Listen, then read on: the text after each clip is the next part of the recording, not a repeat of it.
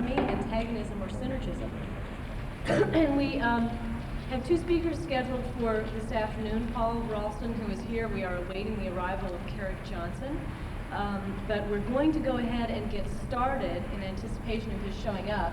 And the first thing I want to do is review this schedule, and then there's some part that you as the audience do before our non-experts start speaking.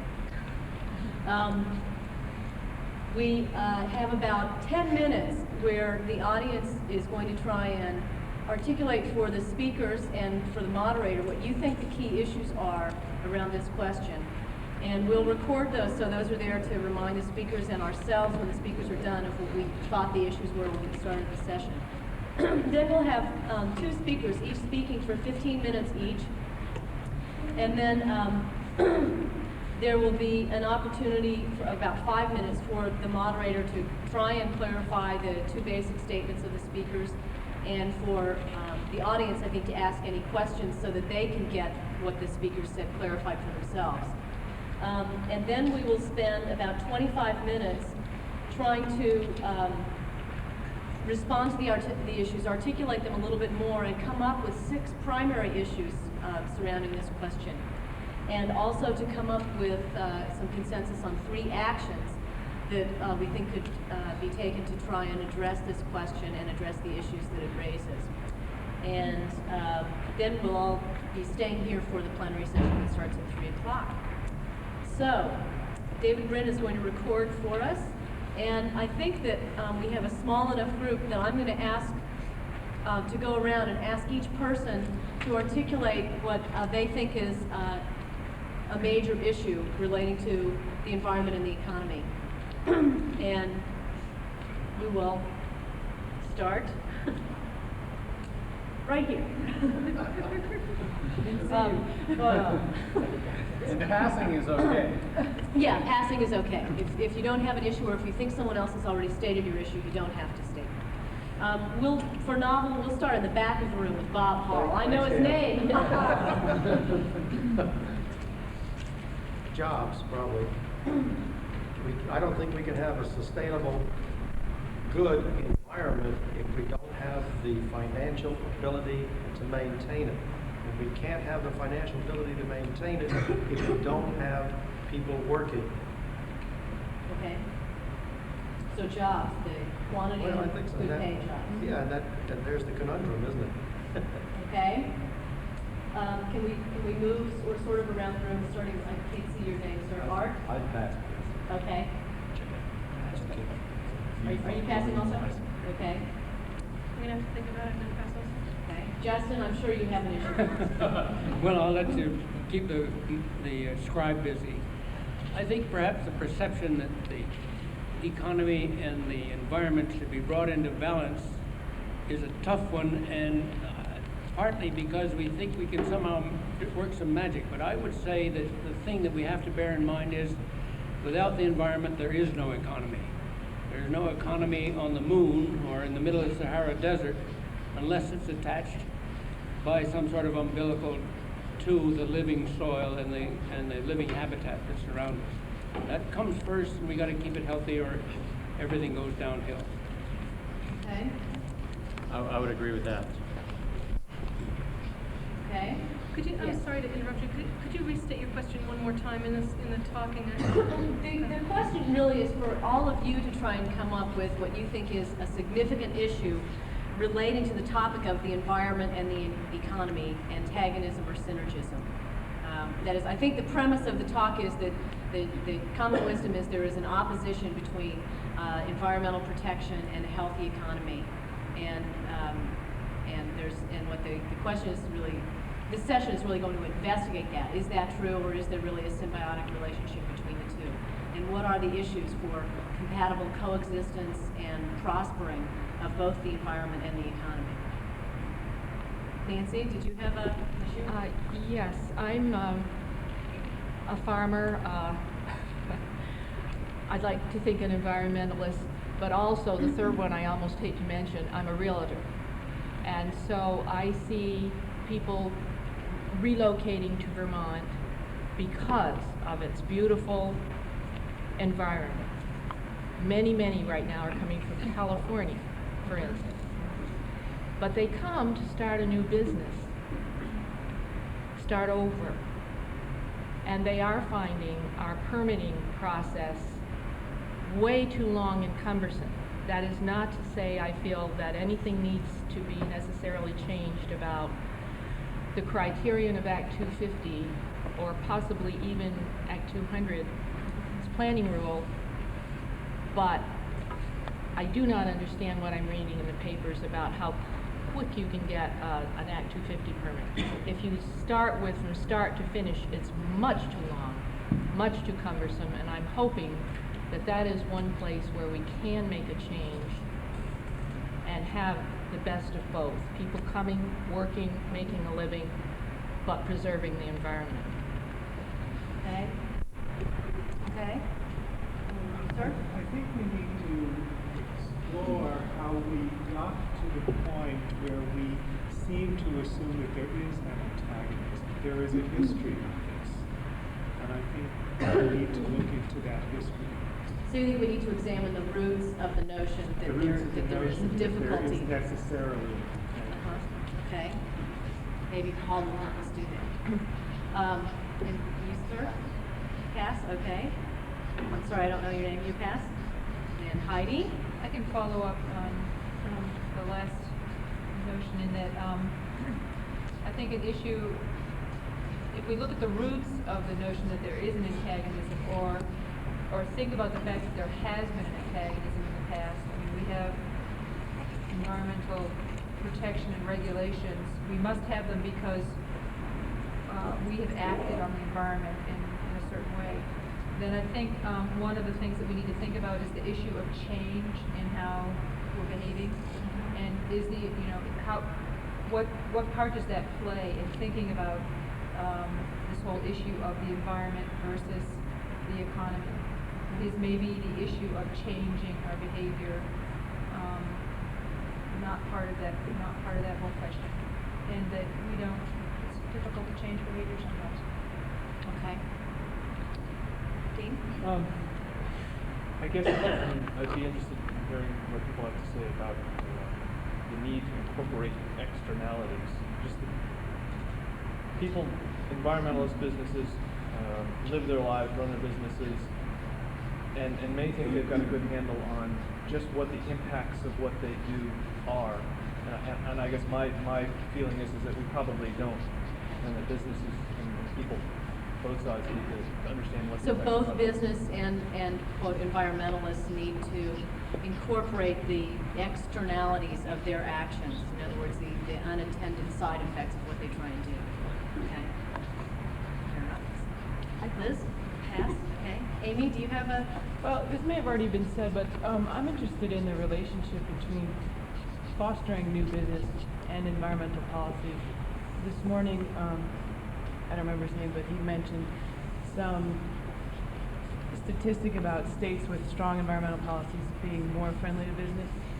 I'd just like to know more about it. Okay. So fostering new businesses and environmental, within an environmental regulatory framework. Ted, do you have an issue that you'd like to raise? I guess mine would be tying with this externally. I feel very strongly that we should have a better idea as far as economics, as far as the real cost of what things are. I think we've fudged so much with tax policies and with prices and with everything else that nobody knows what it costs to do anything anymore. And I think we have to clarify that. So we need to incorporate real costs, okay? Okay, do you have an issue? I guess from the title of it, in terms of a choice between antagonism or synergism, I got a lot out of Bruce Duncan's consensus process, his discussion of that this morning, is consensus where we all are ever going to be?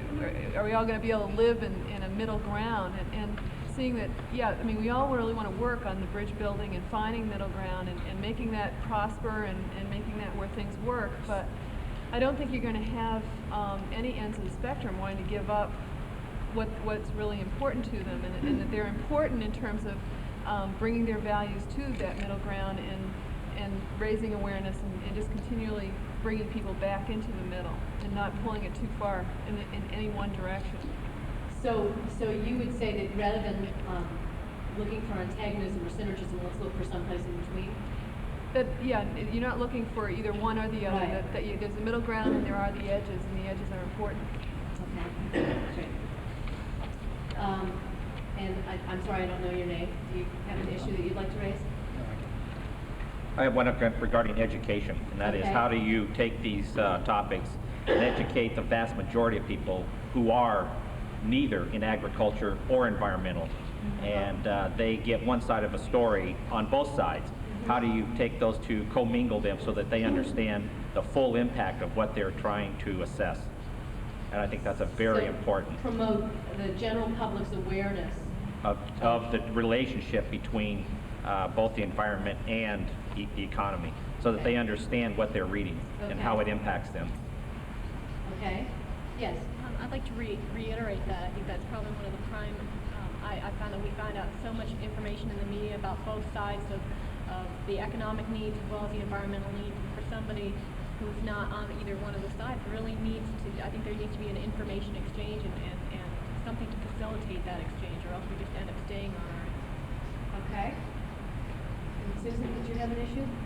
Yeah, I feel like we need to look at the question of growth and some of our underlying assumptions about growth and sort of how the market economy looks at unlimited growth as a necessity, and how we need to examine the question of growth and whether we can really talk about a sustainable growth that doesn't mean more and more, but better, more fun, better lifestyle, and not necessarily use more resources.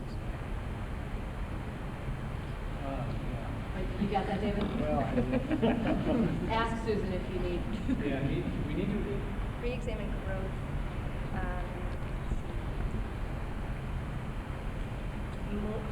More isn't necessarily better. Bill, we have time for one last issue. You're off the hook because Kara came in, so. Well, Carrie arrived, did he? Okay, Yeah. I was working on my speech, Carrie. You're off the hook for later, you're on the hook for now. Okay. Well, I think the combined burden of heavy taxation and some regulatory overkill on business is working not only against the economic health of Vermont, but ultimately against the environmental health of Vermont. Okay. Peter? I, for one, think I hear too much of one side or the other only at one time at a time.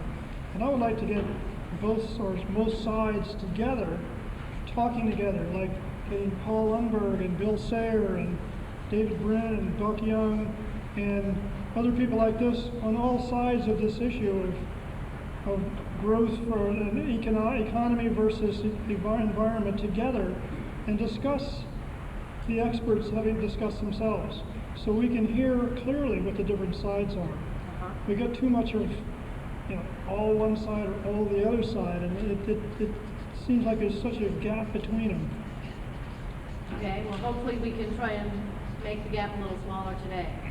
I think we better start with our speakers so we can try and stay sort of on schedule. And I'm going to have you go first, Paul, and maybe Kara can take a chance to look at some of the issues the audience raised and listen to you and be ready to go next. Okay? Can we set this up so that are you comfortable just sitting where you are presenting? No, I'm, if I can, without sort of imposing a last-minute thing, I think I don't have a speech to make. I don't have anything to offer in terms of pearls of wisdom. I'd rather get into the discussion. And I haven't even met Carrick. I don't even know who he is. But to when it's over. to make something like that. Hey, Dave. if it Can I may get the make major sense. speakers to sort of face the everybody else at least, so that we can hear them? People in the back can't hear. Yeah, if everybody in the back would come forward, that'd be good. Right, but still, he's facing away from everybody. If he's going to speak, why can't he turn around and face Yeah, people? one of the things, though, that we're attempting to do is we're attempting to have Paul and Carrick here as resources, not as major presenters. We want to have everybody participate in the discussion with these two folks having a lot to bring to it. Carrick? Yes. Paul Rawls. Good to meet you. Come on up here, grab a chair. Good to show up.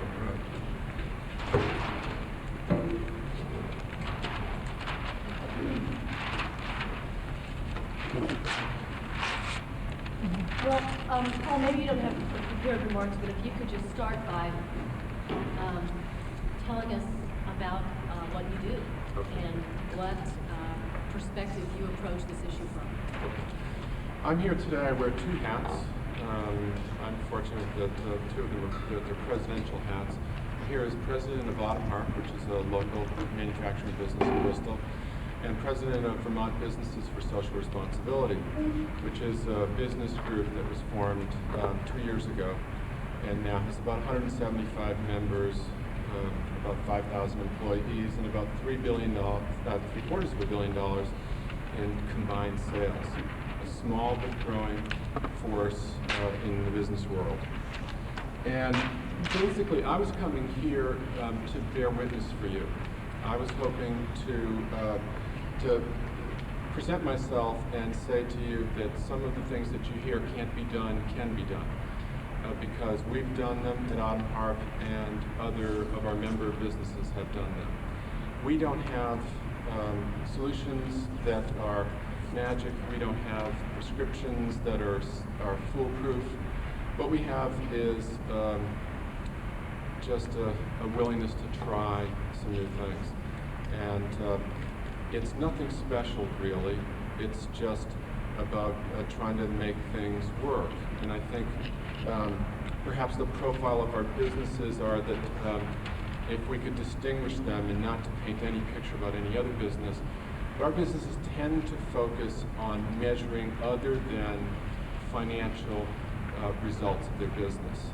The concept is described as the dual bottom line measure business, where you actively seek out to record and measure and set goals for other targets that are besides the financial profit of the business. So it's easier for us because we get to say, we get to measure the energy that we save, and our shareholders see that as a success and find value in that. That may save us some money, and we may add a little to the financial bottom line is a good thing too. I mean, there's a balance there. So I'm not an expert. I don't know anything about economics other than what everyone else knows. And I don't know anything more about the environment than what everyone else knows. I'm just one of a group of people who sort of get up every morning, we go to work, and we try to change the world in our own little way. And I think, probably everybody's trying to do that too. So I'm not here as an expert. I'm here just to bear witness to the possibilities and to engage in a conversation, because I'm more interested in learning about ways to affect change because I don't have a prescription for how to do it. So that's basically what I'm up to. Okay. Carrick, can you tell us what perspective you're approaching the issue? Certainly. I grew up in Berry, Vermont. My parents grew up in Berry, Vermont. I am currently employed for the Associated Industries of Vermont, have been for the last 6 years. Associated Industries of Vermont is a manufacturers trade association in Vermont. We represent between 85 and 90% of Vermont's manufacturing workforce. Our typical AIV member is in the forest products industry and has about 15 employees. My job for AIV is to represent our members on environmental issues before the legislature and all regulatory bodies. I did bring a kind of a 5-page geeky sort of thing if you wanted me to do that, but if you don't, I mean, that's fine. Whichever. whatever you're most comfortable presenting. We really do want to try and have you two frame the issue and then have the audience act on that and articulate a little farther and reach some consensus as a group here. All right, I'll do some framing. I think that certainly there's always been, especially in Vermont, a sort of tension between the economy and the environment. And there's two quotes that I found interesting that I got from Dean Davis. And probably you heard the first one because Governor Dean plucked this one out from the new Governor Dean plucked out from Governor Davis from 1970. Governor Davis said in 1970, ask the average Vermonter what kind of Vermont he wants in 1880 or 1990. I believe he will tell you that while he wants good economic opportunities for his children, he does say he all the way through this is before. He will tell you that things he cherishes more than anything else are those sites which we see almost daily in our Green Mountains. The question is, my friends, can we have economic growth without destroying the other part of our dream, the pastoral scene? We refer to that as a working rural landscape, and he referred to it as a scene at that point.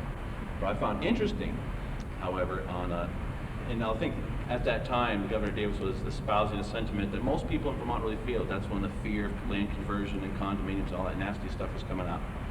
And so I think at that time, the pendulum was more, we need to enact more environmental protections. Something's not right here. There are not adequate protections in place.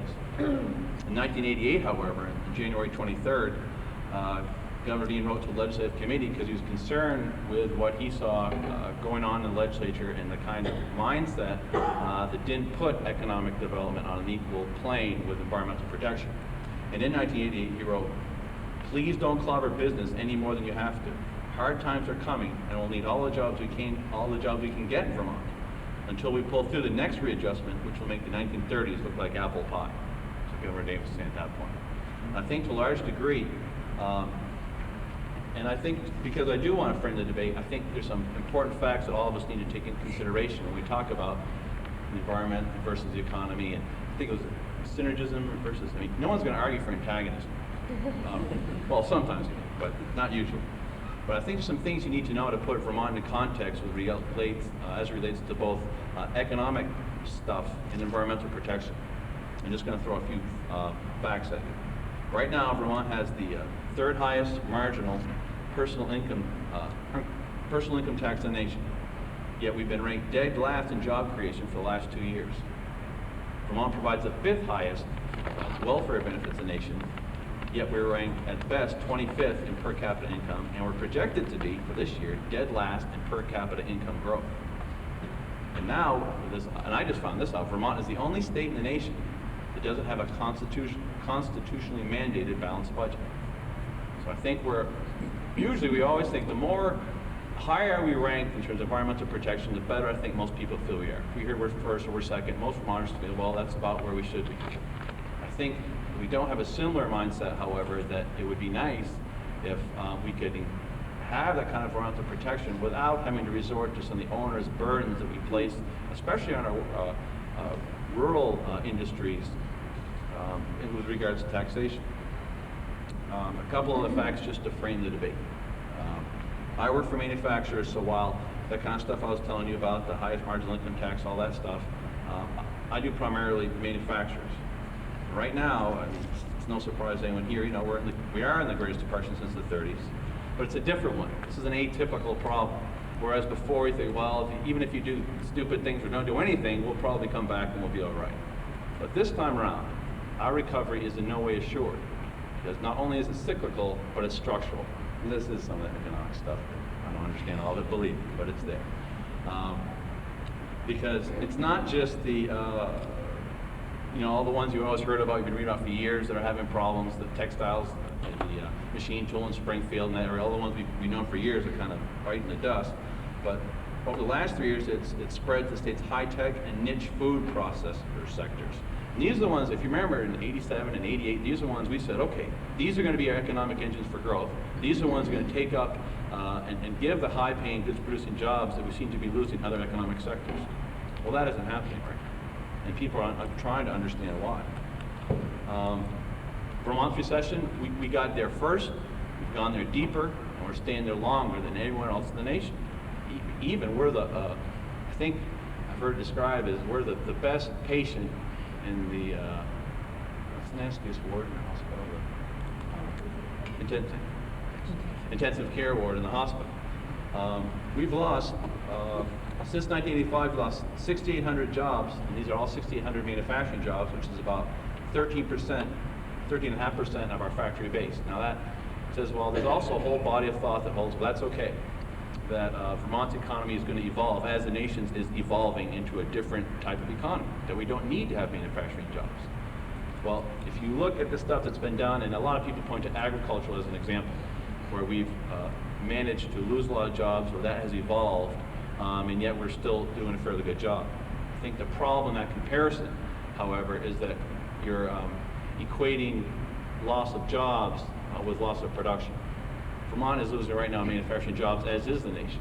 And in any way you slice it, what do you think tourism will help? What do you think agriculture or higher education or just plain services? You have to have some primary income generators in the state. Virtually every person will tell you that. So all that,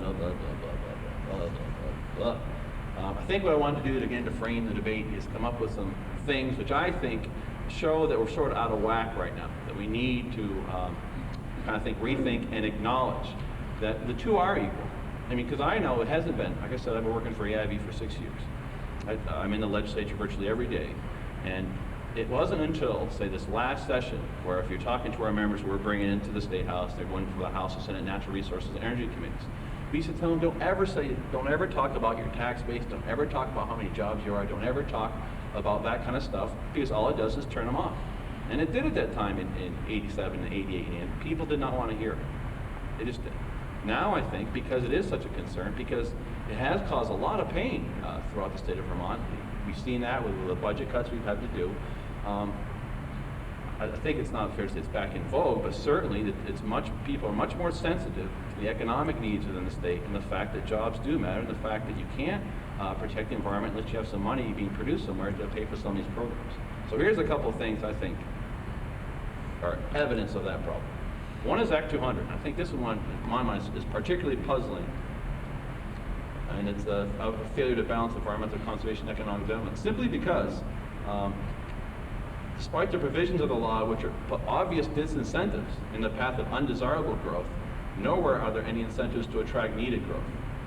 I think this is clearly exemplified by the fact that if you look at the components that are supposed to be in a plan that's required by Act 200, one thing that isn't mentioned there is economic development.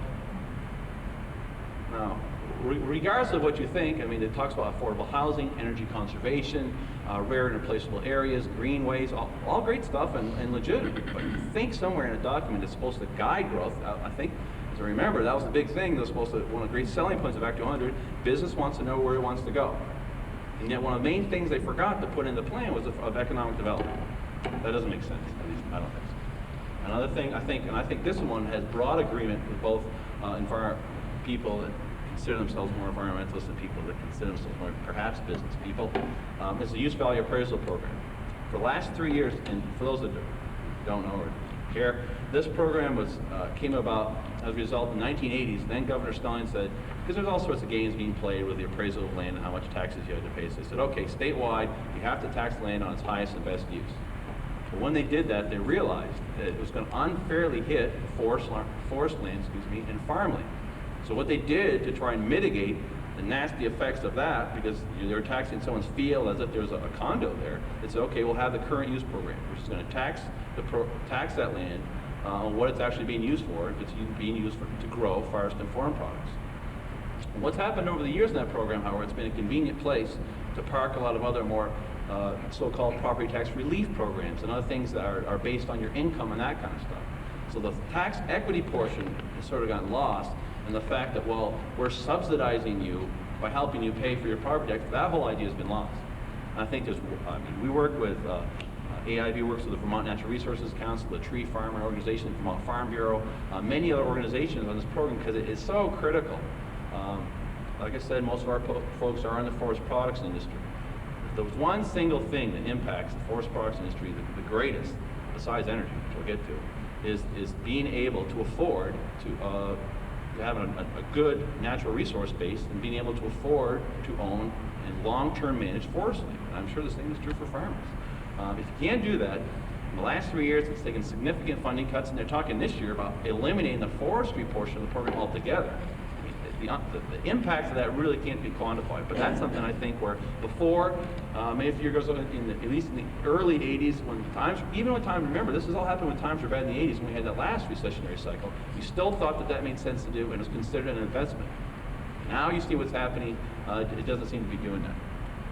Another issue I'll raise, because it has probably one of the clearest examples of a negative impact on industry without a commensurate, I believe, environmental protection, is some air regulations that we've had in the state of Vermont. Since 1989, up till January of this year, and I swear to God this is true, the existing program for air regulations was so irrational that if you wanted to get a permit to pollute less, essentially, you couldn't get a permit to pollute less. No, that doesn't make sense. And it took us a year and a half, over 2 years, to simply get something that if you look at it and look at it rationally, you'd say, well, we need to make a change here. I mean, these are firms that were trying to do their best and were trying to get ahead of the curve to reduce their impact on the environment, and they couldn't do it because of this program. And I found it also interesting that these kinds of things, as a matter of fact, these changes in this existing program, which got changed, and still, even all those changes, it's still very, very much in the air and very unpredictable about the impacts that's going to be coming up in the next year.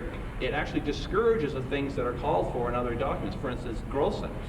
This air thing makes it extremely difficult to try to concentrate industry, whatever the mix, in a given spot because of the type of program, which Vermont, up until January of this year, was the only entity on the planet Earth that attempted to implement a program like that, which, I mean, it's good to be first, but if you're, well, I mean, someone must have been doing some thinking that besides us. So there's something a little bit irrational there. And that, by the way, is a quote from the former Commissioner of Environmental Conservation, now the Deputy Secretary, so it's not something I'm making up about that only person on the planet stuff. But it actually disallow things like growth centers, which I don't think anyone wants to do. And also it would discourage the use of wood as a fuel, which I don't think in Vermont you don't want to discourage using wood for a fuel. Another issue, which less state, more national forest, but certainly broad state impact, is the appeals of the timber sale program on the national forest, especially around here, I know, and up and down the Champlain Valley. That's had a significant impact because since June of '91, not a single timber sale decision has been issued on the Green Mountain National Forest. Not a single one. They're about 10 million board feet worth of harvesting behind right now, let alone when the clock is still ticking, so who knows when some sales will come up. And what that does, not only does that impact the mills, it impacts the loggers, it impacts the people who have to transport it, people secondary, people who make furniture and those types of things, but also hurts the national forest in trying to manage it. And they're trying to manage for wildlife to spring something up, and they're trying to manage for water quality, to do some selective cuts and that kind of stuff. They haven't been able to do that stuff. They also, this kind of supply crisis, on top of the recession, National Association of Home Builders says that it's already added $3,000 to $5,000 for the price of a home. So not only is it having a detrimental environmental impact, but it has a clearly detrimental economic impact. Another issue, which I think needs to be a little bit more rationality introduced because it needlessly hurts stuff, is Vermont's Threatened and Endangered Species Law. According to Bill Countryman, now William Countryman is a guy who used to be on the Water Resources Board, he got kind of shoved off there. But he was the one that was instrumental in getting Vermont to pass its state threatened and endangered species legislation. He helped work on the federal level, and he got it passed here in the state. And he's the one that's more concerned about it. Because right now there's approximately 1,300 species of green things, native species of green things in the state of Vermont. And of those, nearly a third, or 400 of these, are on the state's threatened, endangered, and rare lists. And where these have been found, less than half of the people even know it's on their land. So that's, I think, kind of concern. I think most people, if you knew it was there, you'd do something to take care of it and not hurt it. But nevertheless, only less than half do that. And even I think what shows that if that many, almost a third, are on a threatened, endangered, or rare list, and according to Mr. Countryman, you give him any 50-acre plot and say, okay, go ahead and try to find something, he'll find one of these. I mean, he will definitely find one of these, and I don't think that's the aim for a threatened, endangered, rare list.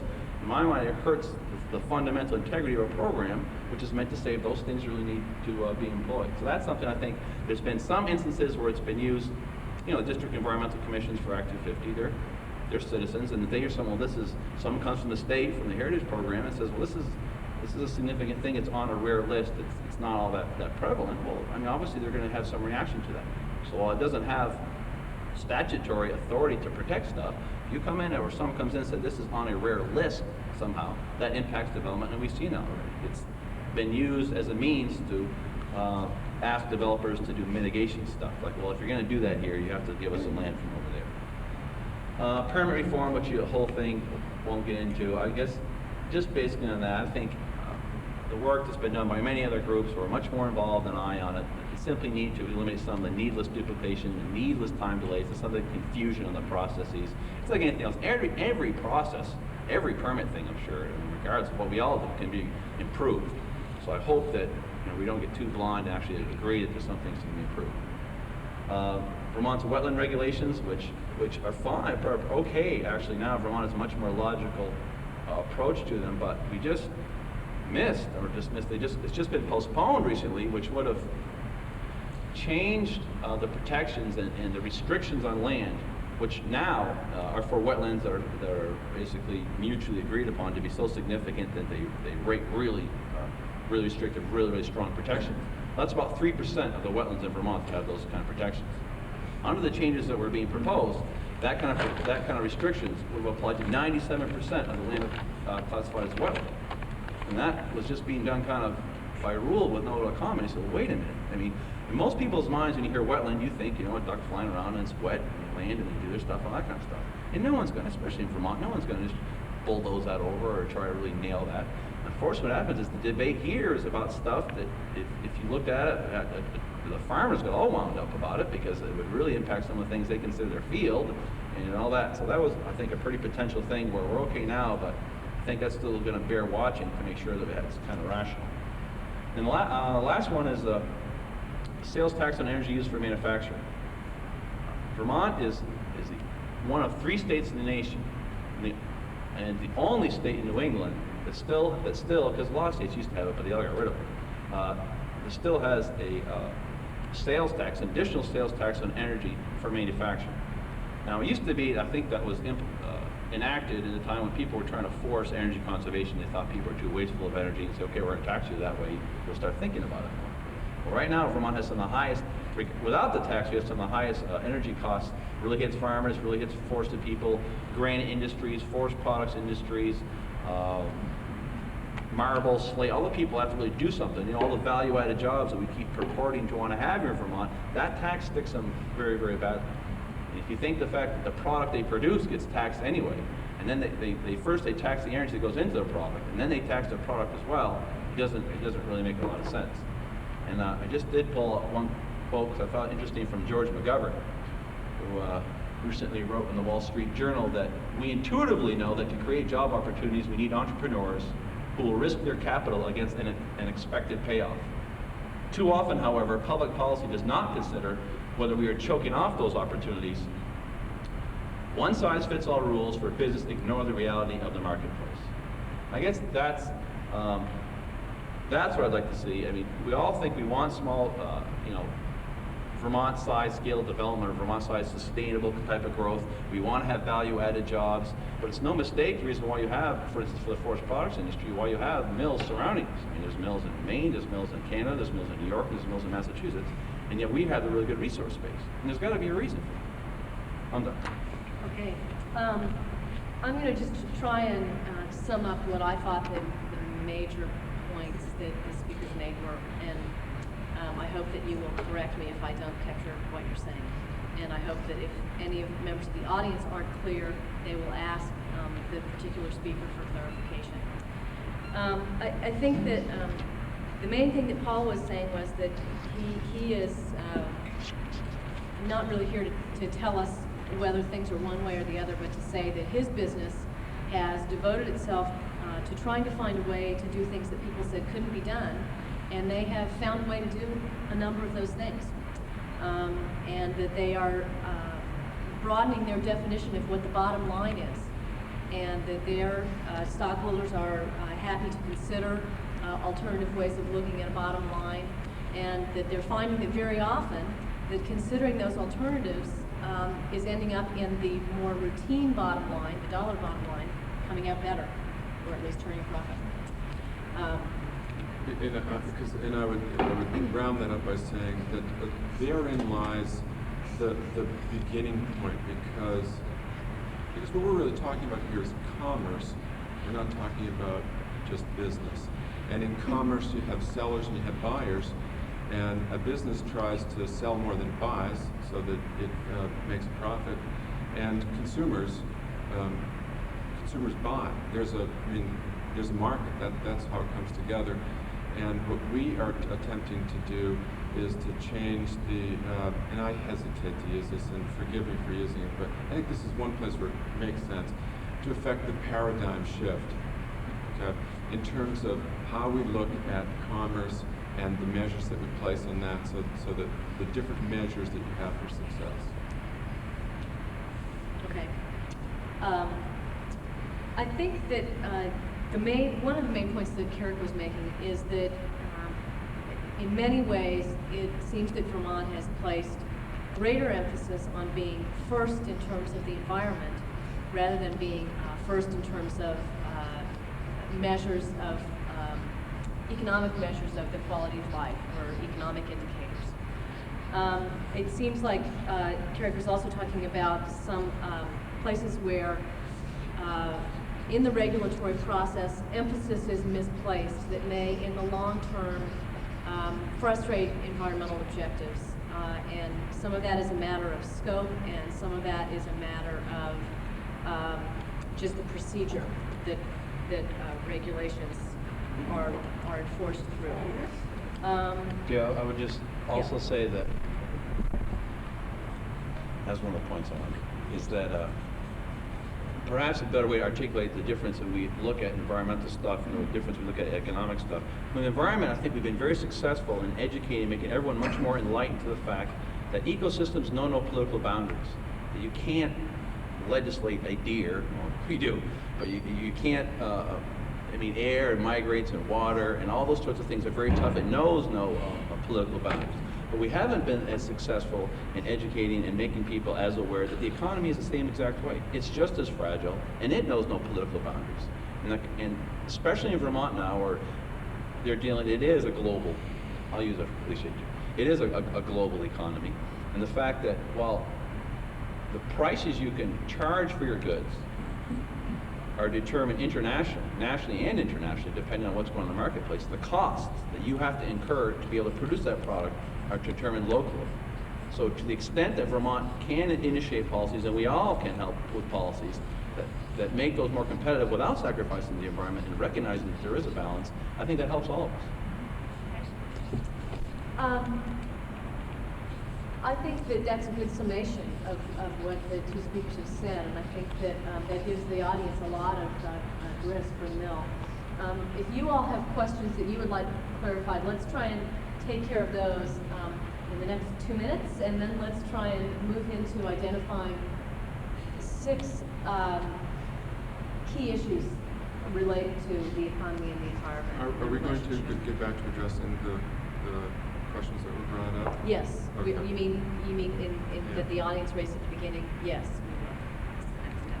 Yes. Could you add to that list what Eric just said about the prices that we get that determine internationally, but the cost of determining locally? You add that to the list, please. And that again, so you The prices that producers are paid are determined in a global economy, and the costs that they bear in their production are determined locally.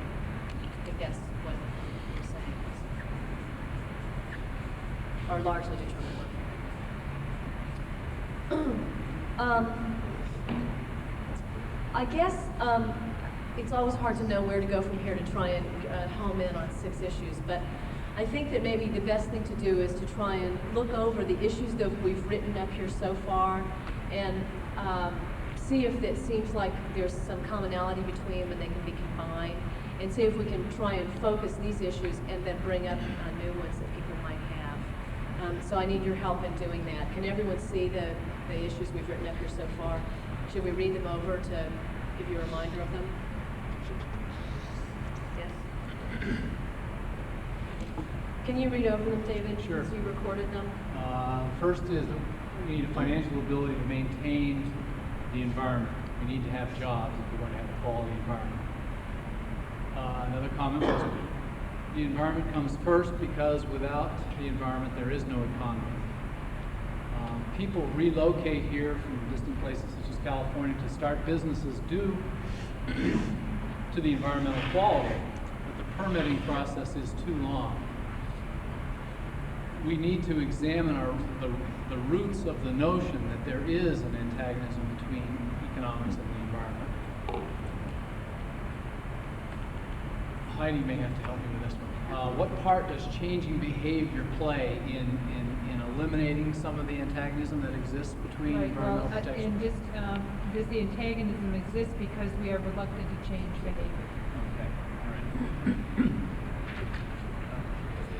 We're reluctant to try new ways of doing business. We're reluctant to try new economic structures because we're invested. We have capital investments, we have long-term investments, we have all kinds of things that, that's the way we've done things. We've always done things that way.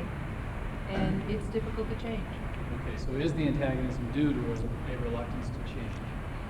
Another comment was made that we need to incorporate all the costs, the external costs, real costs, by both business and environmentalists looking at costs associated with certain actions. We need to foster new businesses within environmental regulation framework. We have to look for common ground between the environmental community and the economic community. We have to learn to educate the public so that they understand the interaction between the environment and the economy.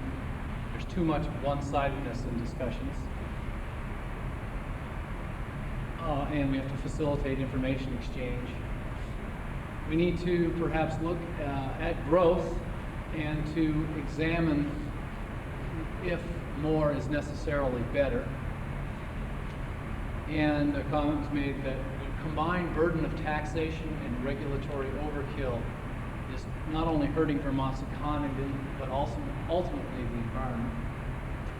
And in those comments here, that there are needs to broaden the definition of the bottom line, change how we measure success in the business sector. Vermont emphasizes the environment over the economics.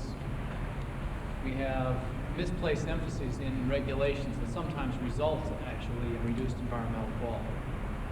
Permitting process is too cumbersome, and prices that producers are paid are globally determined, but the costs are locally determined. Catch it? Anybody offended by the way that got captured?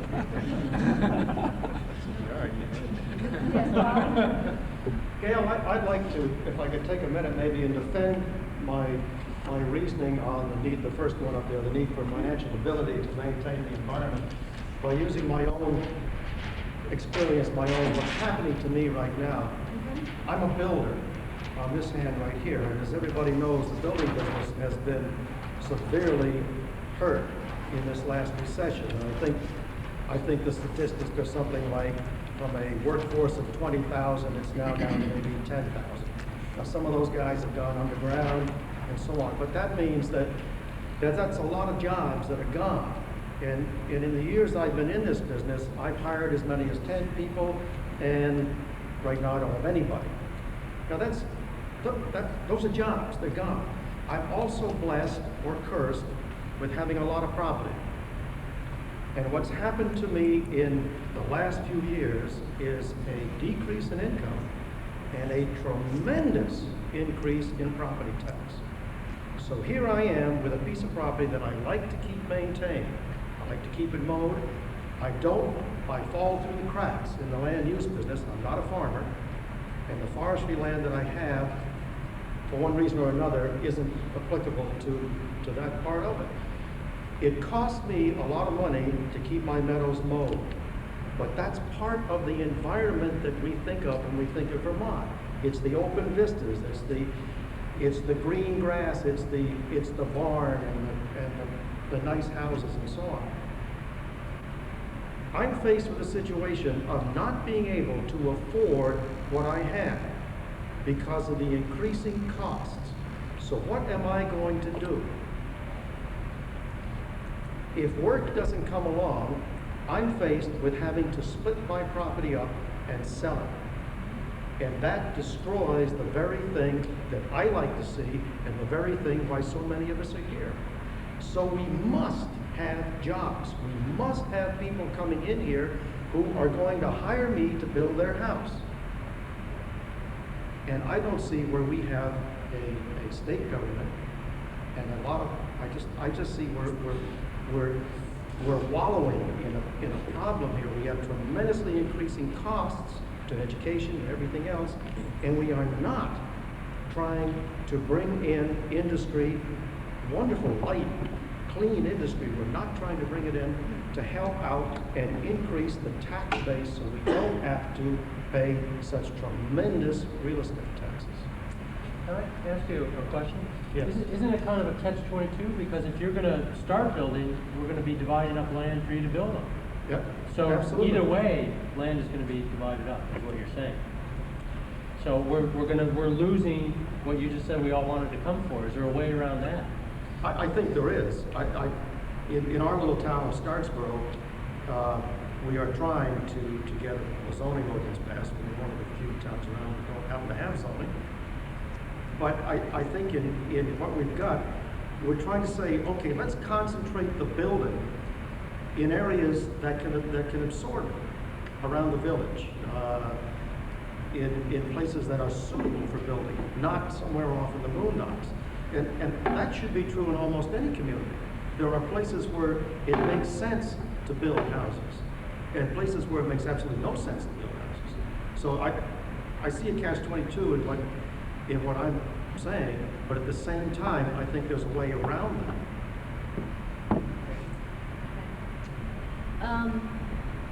Nancy? I was very interested in Carrick's That's all right. observation that in our planning in Act 200, we're not allowing for the business part of that. I think we, in what was my hometown of Charlotte, we did exactly that. We thought about all of the environmental issues, saving all the open homes and so forth.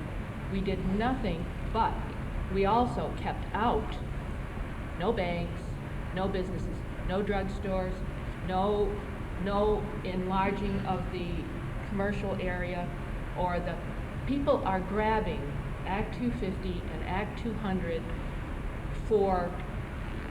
and using just one part of the vision and ignoring the other, so that we've gotten all out of whack here. The one thing I can see here in this discussion, in some discussions, there seems to be nowhere to go. In this one, there are some things. There are some things that we could change if people would just stop saying, no, we can't do that. Act 200 and Act 250 are fine just the way they are. They could be better. They could be better and help a lot. It sounds like what you're saying is that in our planning processes and our regulatory processes, there needs to be more sensitivity to, or more recognition of, the relationship of the environment and the economy. Right. We are seeing so much pain out there in the rural community, whether you're a farmer, a logger, a whatever, or if you've just lost your job and therefore the only way you can even eat is to go cut firewood. There is so much pain and agony out there, and yet these aren't the people that seem to be able to speak up and say it's because the tax assessments are all out of whack. It isn't that they're people who don't care about their environment. Yes, sir, you had. I noticed that on the discussions, there's a lot about the tax burden and all, government regulations, but I think that is only a small portion of the problems that many businesses face.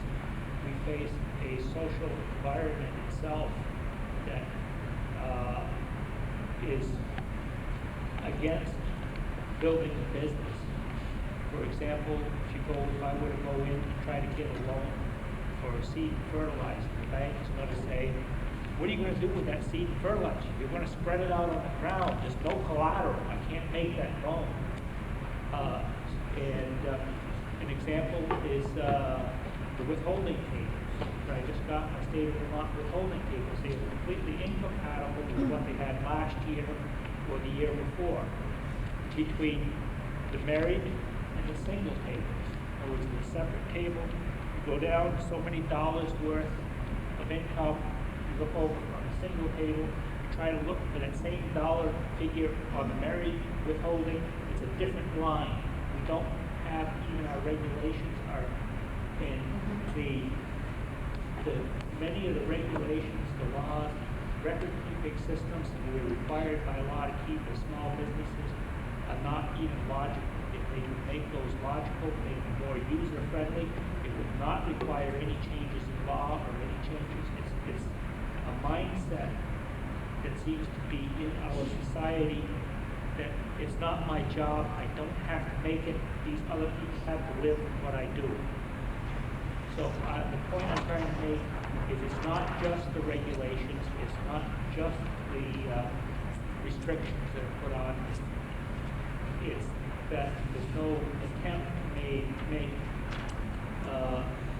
the environment that we have to operate in user-friendly situation. I think that's part of what Carrick's comments also addressed. Didn't really deal so much with the environment and the economy as they did with the tax structure and the economy. And what you're saying is that there are other social institutions and obstacles to economic development and growth.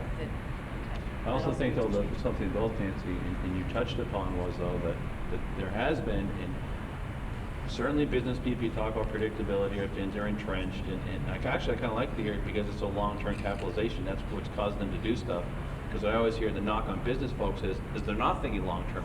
At least I'm a little bit encouraged by that. But I hear Nancy saying is, well, we shouldn't be so reactionary that when someone proposes a change to, like, Act 250, which has this aura of invincibility and perfectness around it, which doesn't allow it to be touched in any shape, manner, or form, so you can't touch it to even begin to that sometimes. It's very difficult to begin discussions, that there are concrete changes that can be made to improve it, and also that, this is a point I think that's up there, which I run into all the time, if you're dealing on a water issue, there's certain things that want to have, that certain goals that people want, certain interests that want to be served in protecting water.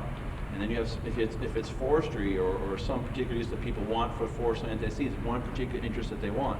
And if you have a business or you're an owner of property, all these, you're aware, you're the flashpoint where all the interests come to bear, and many times they conflict.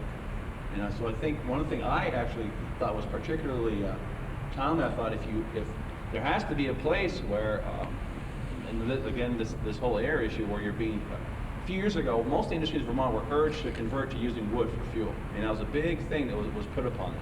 And now, as a result of taxes that are coming up and other sort of policies that difficult to maintain the resource base, the problems with people associate with using wood and the kind of dioxin and other heavy metals and stuff that burning wood puts out into the air, they're trying to convert them away from that. And in some cases, back to oil. And then you have the whole other national sort of strategy, which is, well, get away from oil because that encourages our foreign dependency. And you have this business person saying, well, what am I just supposed to do here? Give me a clear idea, and there's no predictability, no consistency, or maybe, use another cliche, it's not a very holistic look at the whole realm of regulations and stuff that are impacting these folks that have to make decisions and try to meet a payroll. We really need to start to try to pull this together and come up with key issues. And I think in some ways that what Carrick said at the conclusion of his remarks there goes through many of these issues that you all have raised, and that is that there is not a holistic approach. I think that, where's the one we had up here about dealing with looking at the real or the external costs. Both businesses and environmentalists need to look at the real costs of the actions that they are taking. I think that's the issue that Carrick is getting at. I think that the issue of the relationship of our tax structure and other social institutions, banking institutions, and what have you, are all part of this non-holistic view. So I'm going to propose, and count on you to object if you feel so inclined, that be one of the first issues, is that there is a lack of a holistic approach to the environment and the economy that runs throughout our tax system, throughout many other aspects of our system of laws and regulations. And I'm going to ask all of you to help me and try and bring together some of these other issues and see if you see there's some similarities. Let's see. I think that these 2 points are really flip sides of the same issue. And I think that the first issue we put up there gets at that.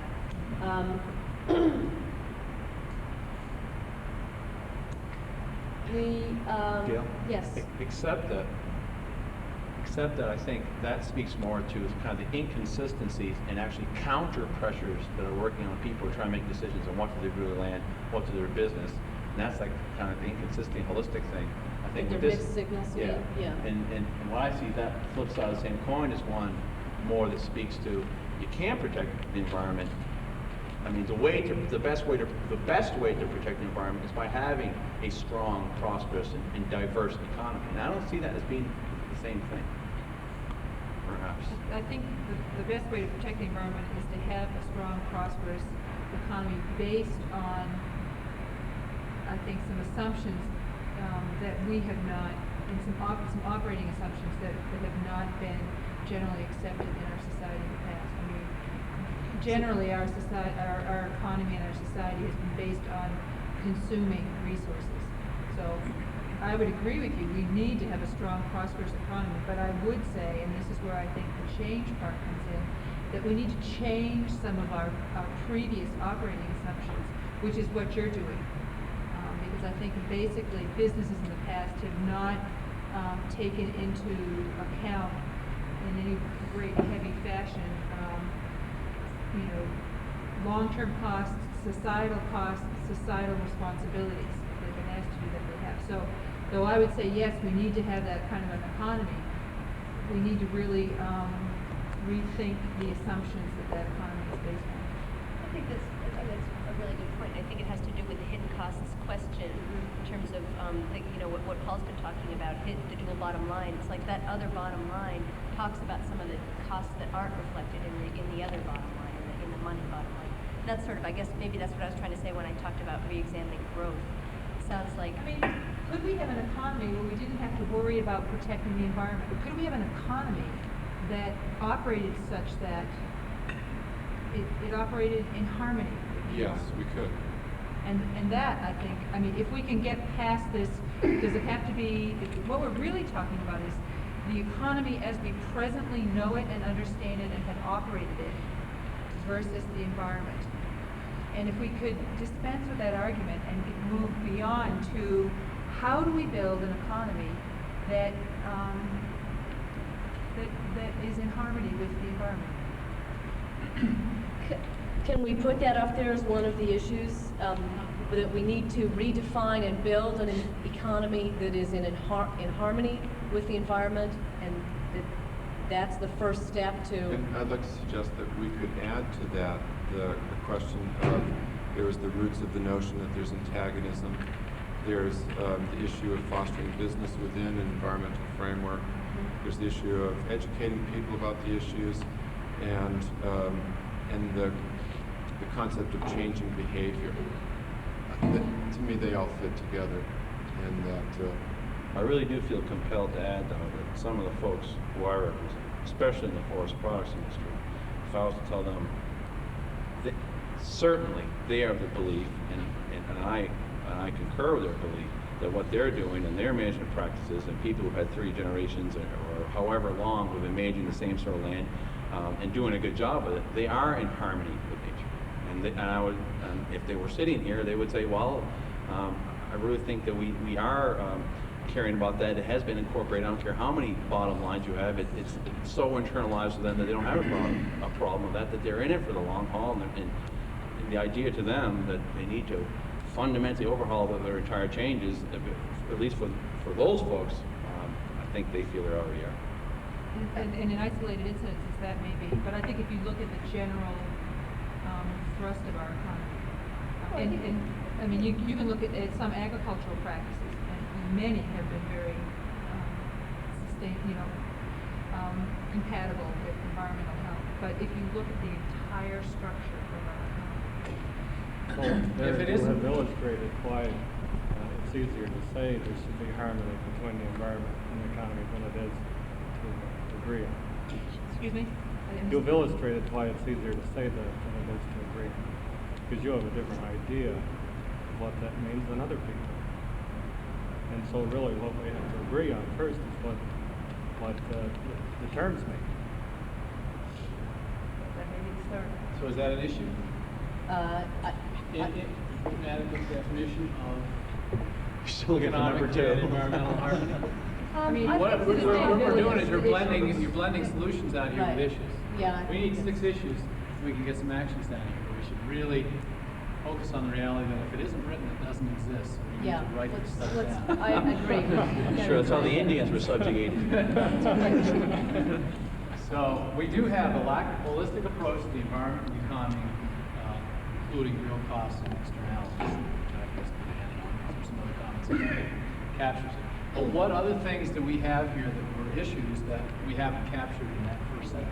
You have a lack of consistency, I don't know if that's on it, we've been talking about it for 5 minutes. Lack of consistency in what? In the environmental or business environment, what the regulations. Interpretation. Such a state of flux, that nobody knows what they can do, what they should be. Is that in the regulatory process? Everything. Not, I think what he's saying is not just in the environmental regulatory process, but also in our tax system. There are all kinds of contradictions and mixed signals that society sends to business, and that confuses the issue. Okay, so lack of consistency in the regulatory process, tax system, and societal values? Institutions, social Right. institutions, Okay. banks. Social institutions, okay. And so you're going to put then the Act 250 issue and the overburden of taxation issue gets rolled into that one? Because that's one way we're interpreting Act 250 is a major interpretation of how we're viewing environmental protection. You mean it's a godhead for environmental regulation? I don't know if I would go that far. Damn. Whoa. That's what it comes down to. It's an embodiment of Okay. people's will. Could we call it environmental regulation instead of Act 250? I think too often we lump all environmental Right. regulation. Yeah, because certainly air quality and the water quality issues are wrapped up in there. Just as a quick oversight, I mean, environmental protection came as a result of lacking protection within the capitalist system, and that's why it happened. That's why the regulations don't talk so much about the economy as they do about the environment, because it was a result of a need to fill something that was lacking in the capitalist I process. think that, I'm going to say that might get us to our next issue, which is that we are functioning in a reactive environment all the time. Both business and environmentalists are functioning on the reactionary mode, and I don't mean that in a really negative way, but we are reacting to rather than trying to create. And tell me if you don't agree, because it's going to get written down. Isn't it the realm of education, though? It seems to me we've come out of a period in which we thought all regulations were bad. In Europe, we had a period in which everything was regulated, price, land, and everything. And then we threw it all off as we landed here, just about that time. We thought everything could be free. Any regulation was bad. Laissez-faire, free market, free love, free whatever. but gradually we find that we can't live with it. We can't live with it, and now we're having to come back and put in one thing after another, and they do conflict. And we have a lot of sleepers that we don't know about. I mean, the business of, well, the laws and regulations, the banking. I mean, you can't save now because it's cheaper to borrow. You can write that off on your taxes, but if you save it, you got to pay the tax on the income from the savings. And that's working against good conservation. Banks lend out too much money that they don't really have, forcing us to develop. And then at that How time, does that translate into an issue that's... well, it's this sort of thing that we're not understanding. This undergirds all our problems. We were talking about the fact that we weren't aware of we were doing, and then they come into conflict. I see. Okay, so that's more with our issue one, that sort of captures that lack of holistic. Well, or does it tie into the examining the roots of the antagonism, the theoretical exam? I mean, understanding where it came from, a historical perspective is useful.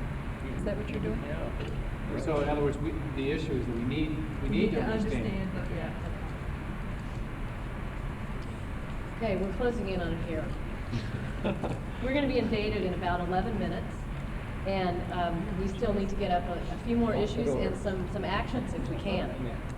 Yes? The global economy, I think, raises a couple of concerns. First, for business, that we are competing against people from very different areas that have different sets of costs and regulations. But also, on the environmental side, I think there's a danger that we start to say, well, the cost of doing business that we're competing against is so much lower in Mississippi or Mexico or Korea, therefore we can't have this regulation or we can't have this tax. So I think that's going to be a really hard issue and a hard tension for us to deal with in the future.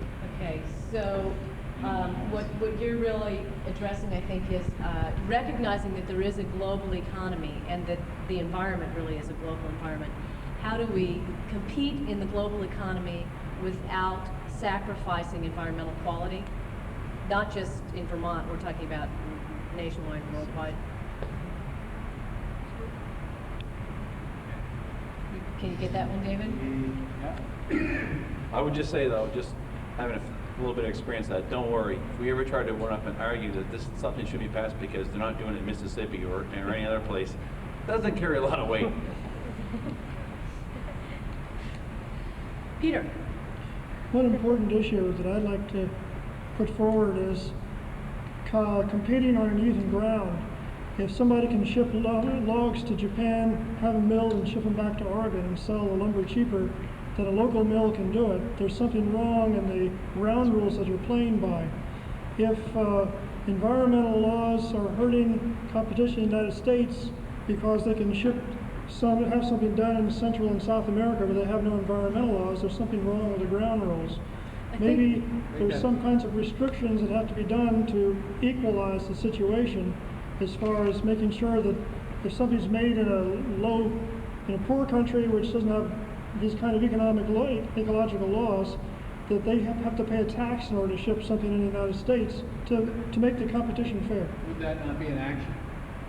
Well, I don't know, it's an issue, to me it's an issue because it's unfair competition. Yeah, but Peter, you have to consider Germany and Japan if you're going to look at the cheap, low-cost, less environmentally concerned producers. Because Germany and Japan are doing it and kicking our butt and up against very tough, very meaningful environmental regulations.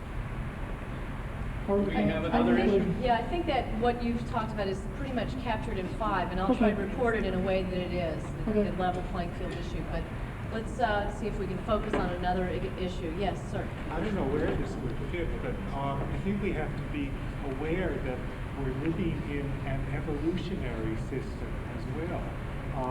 The economy not only is global, but it is a continually changing economy. Different forces enter into it at different times. And additionally, our understanding of the way our environment operates is a continually changing process as we get more information about it. I mean, there was a time when having 2 eggs for breakfast and a steak for dinner was considered good for you. It isn't anymore. And doctors tell you it's good for you. So we have to be aware that what we know now is not necessarily what we are going to know in 5 years. Well, that's an educational issue. How do you come back to that? How do you get all that information out there? How do you not let people do things like the hours here and things like that? Eat 10 pounds of apple 7 days a week for the next 30 years before you can have a risk of cancer. I mean, how do you fight those things? So what is the issue? Yeah, the issue is education. How do you educate people to those things, to both sides? Environmental and economic. Yep.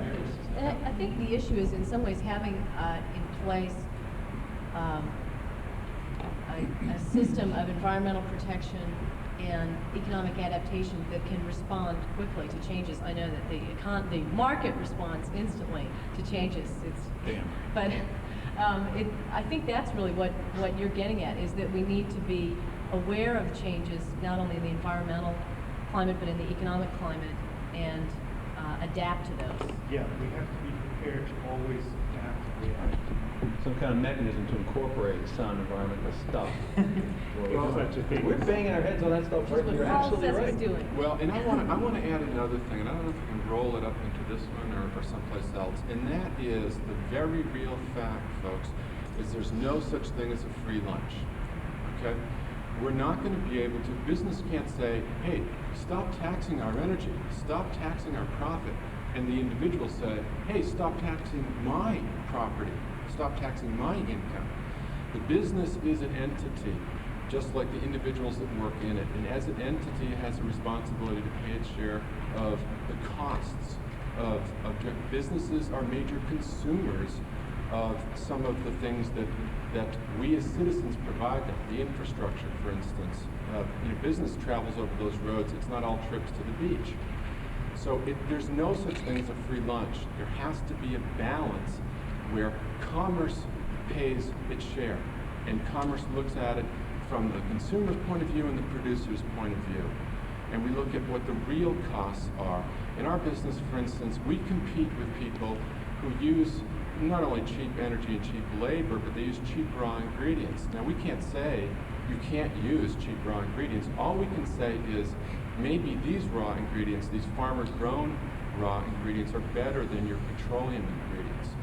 And there are no externalities that we can incorporate into our product.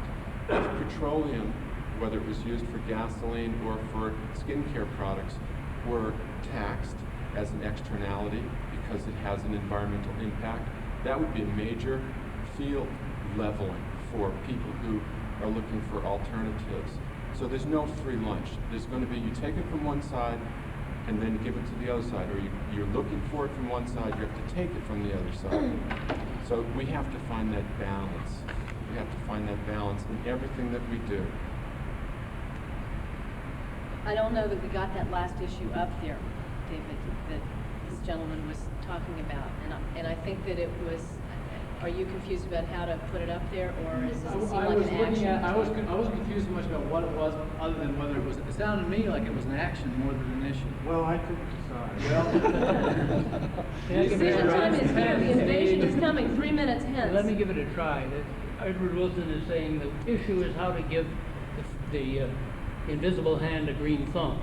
And I think maybe the converse of that is how to give the green hand an economic thumb. And we need both of them. That's poetic, but it's an action. That's a great line. So let's copyright it. Just but I don't know. As an action? It's probably more of an action in terms of education. And we have to get our actions. Get our actions together here.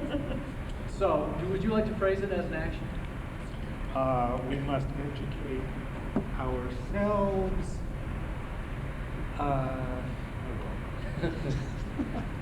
To be prepared, to be adaptable to the continuous changes in the world economy and the world environment. Anybody who wants to, anybody who, no, I don't think so. Anybody wants to change that? Let's do it. Anyone who wants to put that in fewer words. Nancy? Hold on a second. Okay. I can play a minute around that.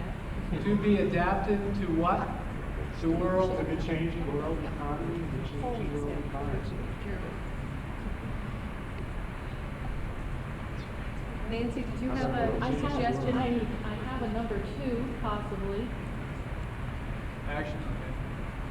I'm struck with wishing that every one of our legislators could hear some of the discussion that's gone on today. And so my plan for action would be for all of you to use that 800 number to the State House and encourage, for instance, reform to the permitting processes, There are bills in like that right now. And just be sure that some of these concerns, all of you seem to be well-spoken, get to the legislators so that something can be done. But would you be saying expedite the process and maintain the environmental quality, or would you be saying expedite the process and reduce environmental quality? I mean, there's two different- I'm not advocating reducing I don't think expediting the environmental process quality. is mutually true. It's two issues. You're talking about the procedure and the time frame I'm of trying to duplication. pick out something out of all this, Who would- some action to do. I mean, the action is to expedite the permitting process while maintaining environmental Yes. quality. And let your legislators know that. It's what you want.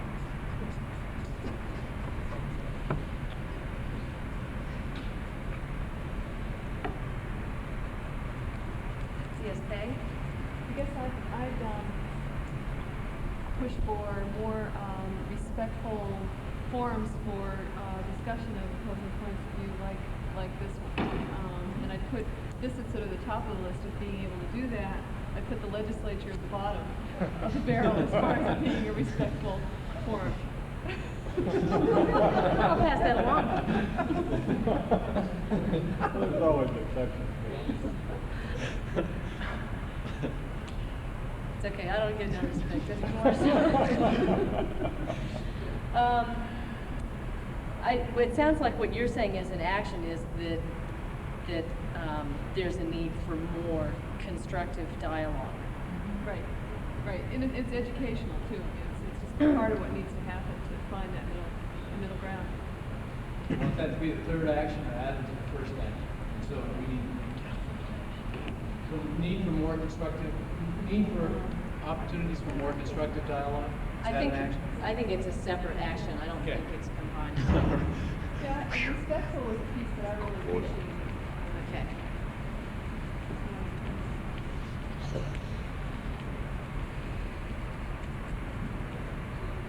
Well, thank you all for participating in this. I think we had a little bit of a hard time pulling this together, but I think it was a useful discussion.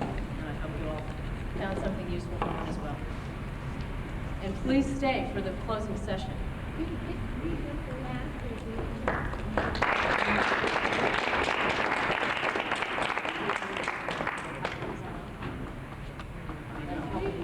Okay, I'm just going to, for you, I was just saying, there's a lack of holistic approach to the environment and economy, including real costs and externalities, lack of consistency in the regulatory process, tax system, and social institutions, environmentalists and economists function in a reactive mode. We need to understand the notion that there is, understand the notion that there isn't. We need to understand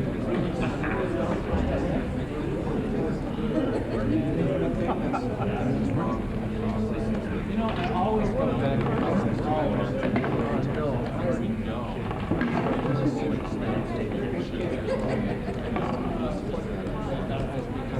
I've been out for a while. That was the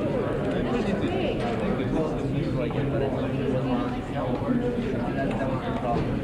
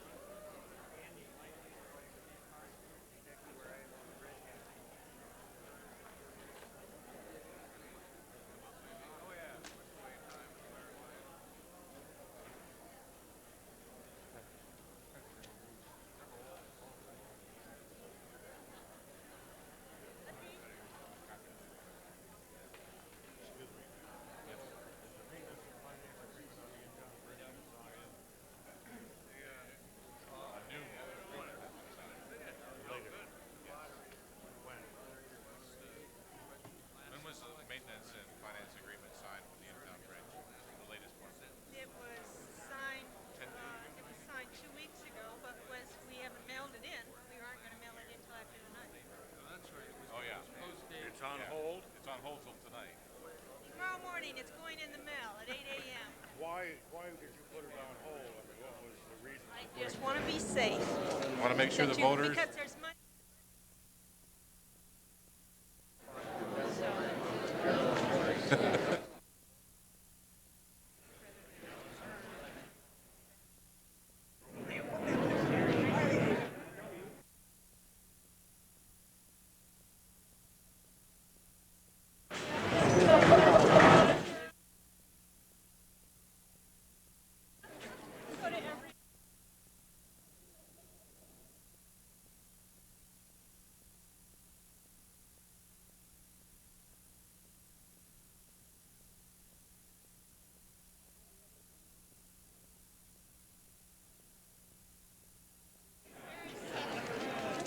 How far do you want to send? I don't know, something that at least a flight would be one stop.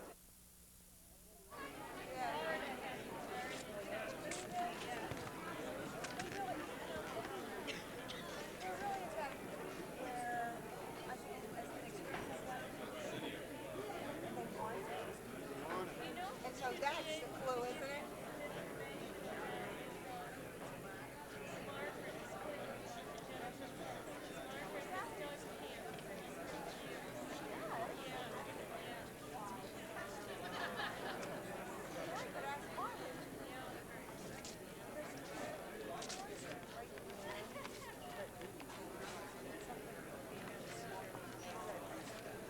As long as they don't suffer burnout, I've heard some of the campers. Some of them have this whole route, 15,000 yards away, morning, a couple hours, and evening, plus a drive. You guys all back and forth.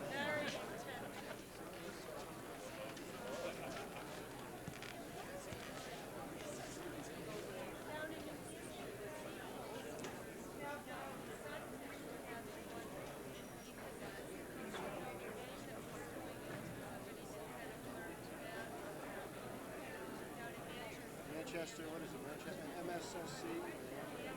I got a job. Very serious. No, ours is based in the Hampshire Hills.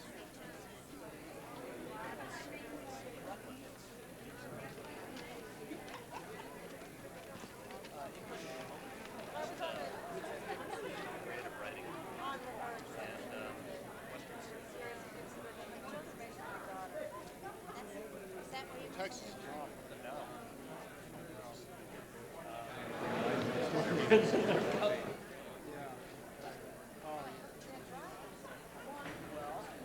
Line of voters waiting to be checked off. That's always good news for town meeting, so we're pleased that so many voters could make it here tonight.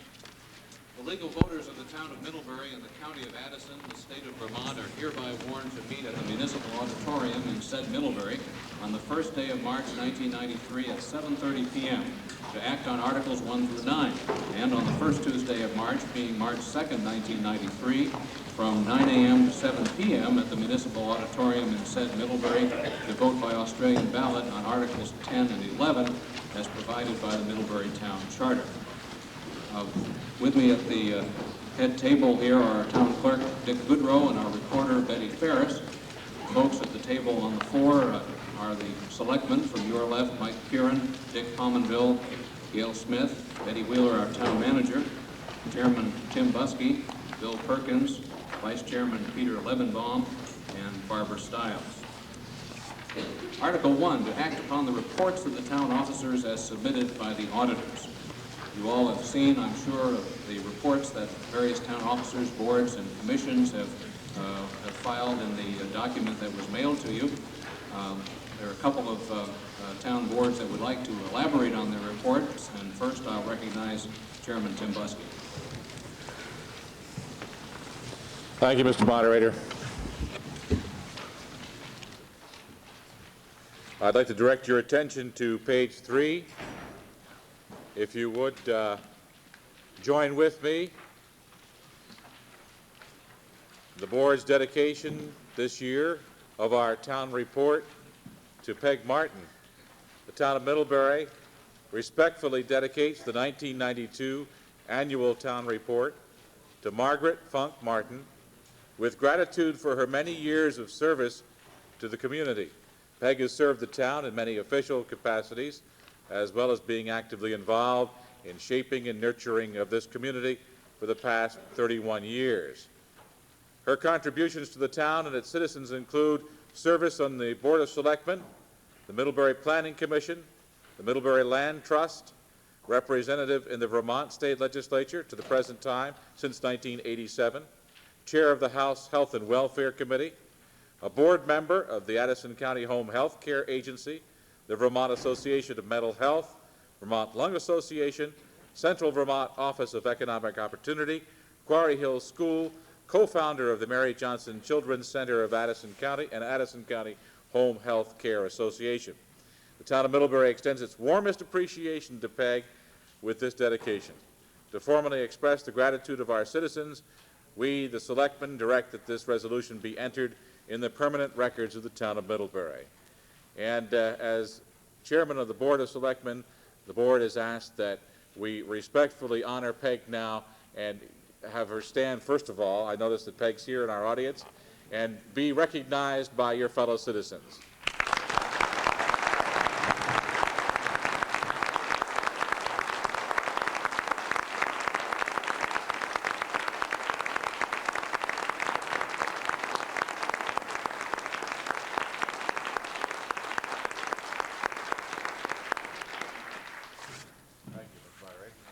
Thank you, Peg, for all you've done for the community and for the state of Vermont. On behalf of the Recreation Advisory Board, let me recognize John Voitasek. Thank you. Can I ask if Leif Dahlen would be present, please? And also Bob Collins? Leif Dahlen, our town recreation director, is not a resident of Middlebury. Is there any objection to allowing him to enter into the sanctum of the roped-off area to participate in the presentation? Appears to be no objection.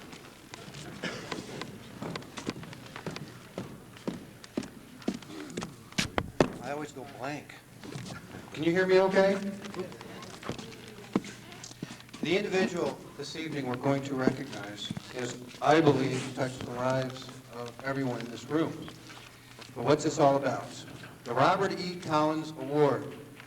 Since 1974, the Robert E. Collins Award has been presented each year to an individual or individuals who have provided outstanding service to the Middlebury Recreation Department. This award was named in honor of our own Bob Collins, who served on the Middlebury Recreation Council from 1968 to 78. Bob was chairman of the council and the driving force during the planning and construction of the recreation park on Court Street. After developing the park through an LWCF, that's Land Water Conservation Fund, grants, local fundraising, and a tremendous amount of hard work and energy, Bob stepped down from the council. It was at this time that the Robert E. Collins Award was created. For all of you, if you haven't noticed, there's a plaque down at the end of the hall, right above the water fountain, that has the names of all previous winners. This year's recipient came to the community in the early 1960s. Her primary interest then and her primary interest now was in tennis, where she coaches children and organizes tennis tournaments for kids of all ages. In addition, now she teaches skiing up at the Snow Bowl and women's field hockey. She was a member of the Recreation Board for 3 terms, from 1980 to 1989. She's also been involved with diverse activities such as the Court Diversion Program, hospice, and been a member of the Ilsley Library Board. She's a person who believes in health and fitness and works out daily. I ought to know, I'm her neighbor. And she has achieved a fair degree of success as an athletic participant as she continually runs away with the turkey in Middlebury's annual turkey trot race. In all ways, she is a person who epitomizes the true spirit of the Recreation Department and the many volunteers which make it work so well. She is a person who works well with kids of all ages, and this spring is involved with the Senior Citizens Olympic, scheduled to be held this May in Middlebury. Let me introduce our recipient who thought she was going to the movies tonight, Gail Jetty.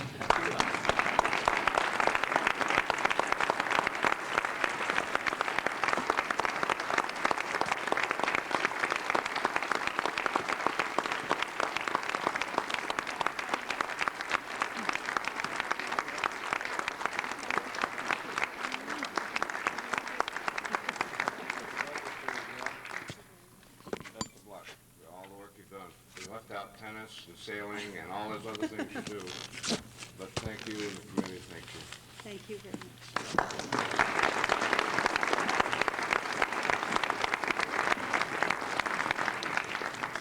Gentlemen, and thank you, Gail, for all that you've done for us through the years. Are there other town officers, representatives of boards, commissions, advisory boards, or committees who would like to add anything to the printed reports that have been distributed?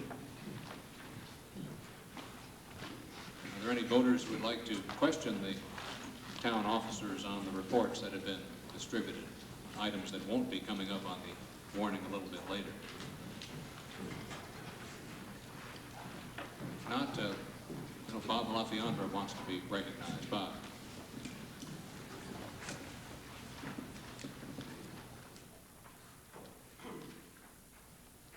In the interest of brevity and getting home at a reasonable hour, and in hopes of avoiding speech-making, lobbying, and filibustering, I move that we limit all continuous comments and questions to a maximum of 5 minutes, and that pertains to the select board table as well as to the audience. The law, which depends on Robert's rules, establishes a 10-minute limit for each comment at town meeting. Sometimes we've been a little lenient in looking at the clock, but the law very clearly indicates that a municipality may adopt a rule different from that provision if it so wishes at this time. It would require a 2/3 vote. Dr. LaFiandra moves that a time limit of 5 minutes per speaker be established for the meeting this evening. Is there a second to that motion? Seconded by Austin Lambeth. Is there a discussion on the proposal? Bob. Clarification, that's 5 minutes of continuous comment or question. Certainly a person may ask many questions and comments in the course of the evening. That's per speech, essentially, per time, right? Everyone understand that. A limit of 5 minutes instead of the rule under Roberts, which is 10 minutes for each time that an individual speaks. Is there further discussion? If not, are you ready for the question? If so, all in favor of adopting the rule? Jerry Trudeau. I think Roberts should prevail in this particular situation, if there's some question about it. A little closer to the mic. Yes, if you're conducting the rest of the proceeding under Robert's rules, then perhaps this should prevail also. Further discussion on the proposed rule? Betty Nuovo. Being that this is a meeting that we've all come to discuss the issues, I hate limiting discussion, and I think that's the wrong way to go. Let me just interject a suggestion that our PA system is not as sensitive and successful as it might be, so I would urge everyone tonight to get very close to the mic and speak loudly and clearly so that we can hear everyone's comments.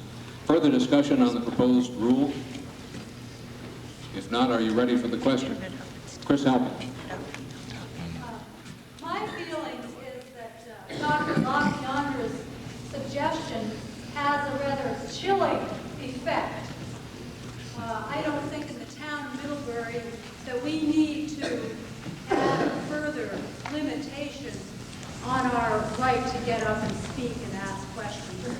I think as responsible adults, we can handle that without the extra stringent limitations.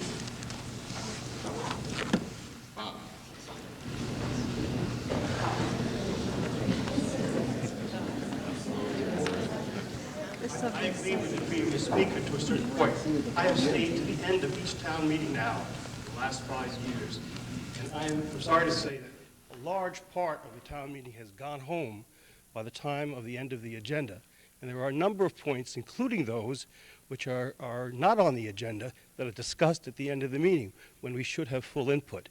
The reality is, if we're too long in our deliberations, a large part of the important questions and any new business is not deliberated by the entire body. Discussion on the proposed rule? If not, are you ready for the question? Yes, sir. Perhaps at the end of 5 minutes, a vote could be taken to see whether the comments are worthy of being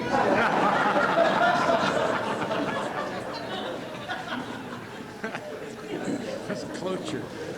Thank you, Hugh. Further discussion on the proposed rule? If not, are you ready for the question? If so, all in favor of adopting the rule as proposed by Dr. LaFiandra signify by saying aye. Aye. Opposed, no? No. Doesn't appear to have achieved a two-thirds vote. The noes appear to have it. The noes do have it, and the motion fails. I think in consultation with the clerk, we'll do better than we have in past years in enforcing the 10-minute rule, which is provided for under Roberts. That, of course, can be waived by rule suspension if you want to hear from someone for longer, but perhaps the chair can be a little more diligent than in the past in noting when 10 minutes has expired. Are there any other announcements or questions of town reports? If not, Article 2. Shall the town vote to adopt this proposed budget for the year 1993 in the amount of $3,098,303, with a portion thereof in the amount of $2,254,962 to be raised by taxes in 1993? What is your pleasure regarding Article 2? Can I speak to that? Well, first, we'll want a motion. Point of order. Aren't we supposed to act upon the auditor's reports? Yes, you're right. We were so distracted by the rule debate. Thank you very much. Is there a motion to accept the reports of the town officers as submitted by the auditors? So moved. Moved by Betty Wheeler, seconded by Angela Lynn. Is there discussion on the motion which is accepting the reports of the town officers? If not, all in favor of adopting the reports signify by saying aye. Aye. Opposed, no. The ayes have it, and you've adopted the reports. The chair has stated Article 2. Is there a motion relative to Article 2? Bill Perkins. I move to adopt Article 2. Mr. Perkins moves the adoption of Article 2. Is there a second? Seconded by Gail Smith. The question is, shall Article 2 be adopted? Tim Buskey.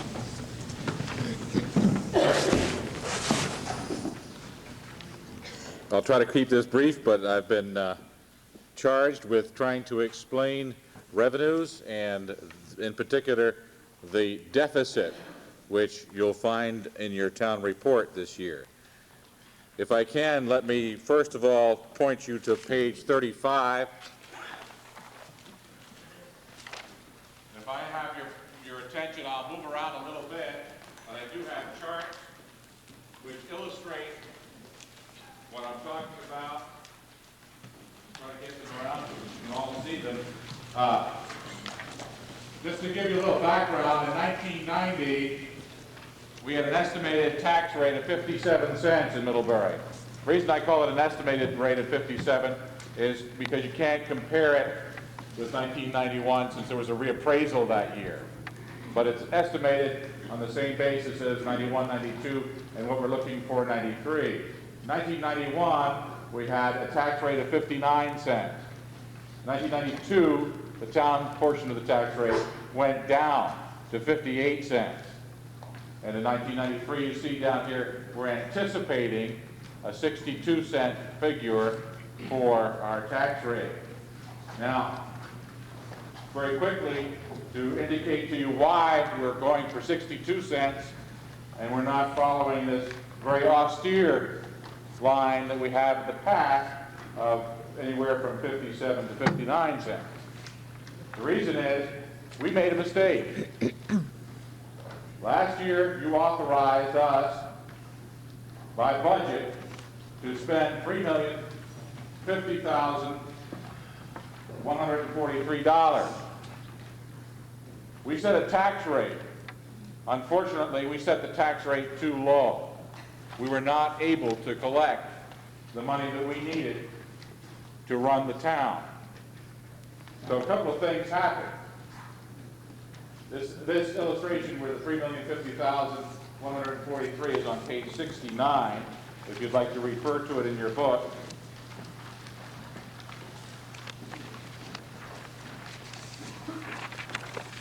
These are the expenditures again. Now on the bottom, you'll see $3,050,143 you authorized, town meeting adopted. We spent instead $2,972,240. We cut back what you authorized us to spend, thereby under-expending what you gave us last year by $77,903. Unfortunately, we set the tax rate too low to collect even $2,972,000. We set it $66,570 too low. The $66,570 is our deficit, and that shows on page 65.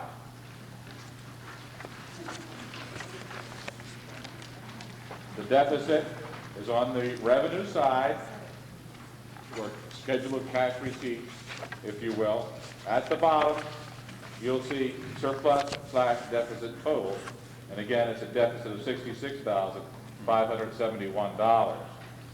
Since we underexpended to start with, you'll see that this deficit was held to that $66,000, because if you add the $77,903 and the $66,570, you'll come up with an under expenditure by the town from this figure of $144,473. So if we did a couple of things, we under expended, but we still came up with the rest of that deficit. If you add that $144,473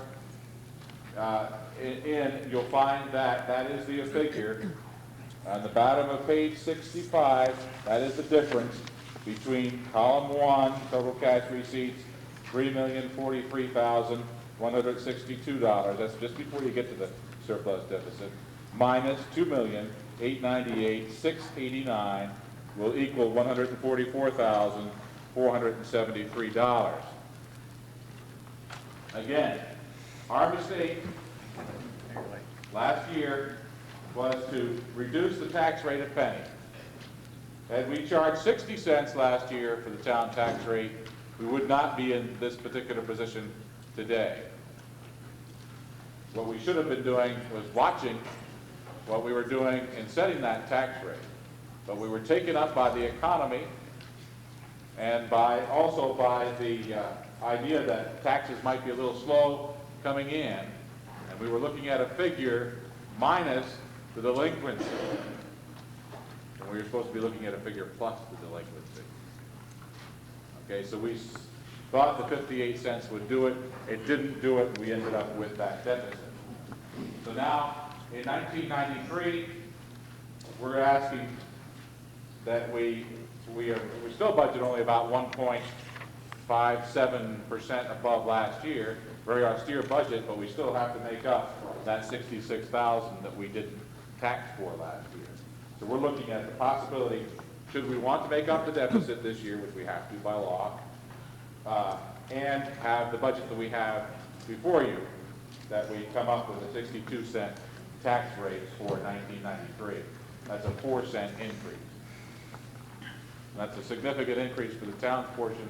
We haven't done that in a long time.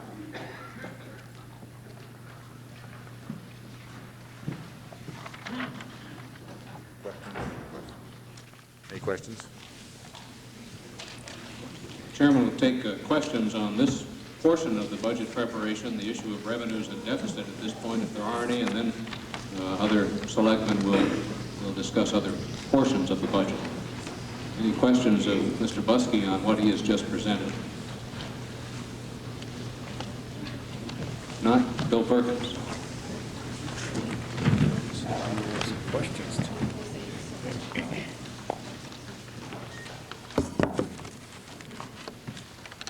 Good evening. I've been asked to discuss the town general portion of the budget as proposed for 1993. If you turn to page 66, that's where this information will be found. Can you hear me all right? Get a little closer, Bill.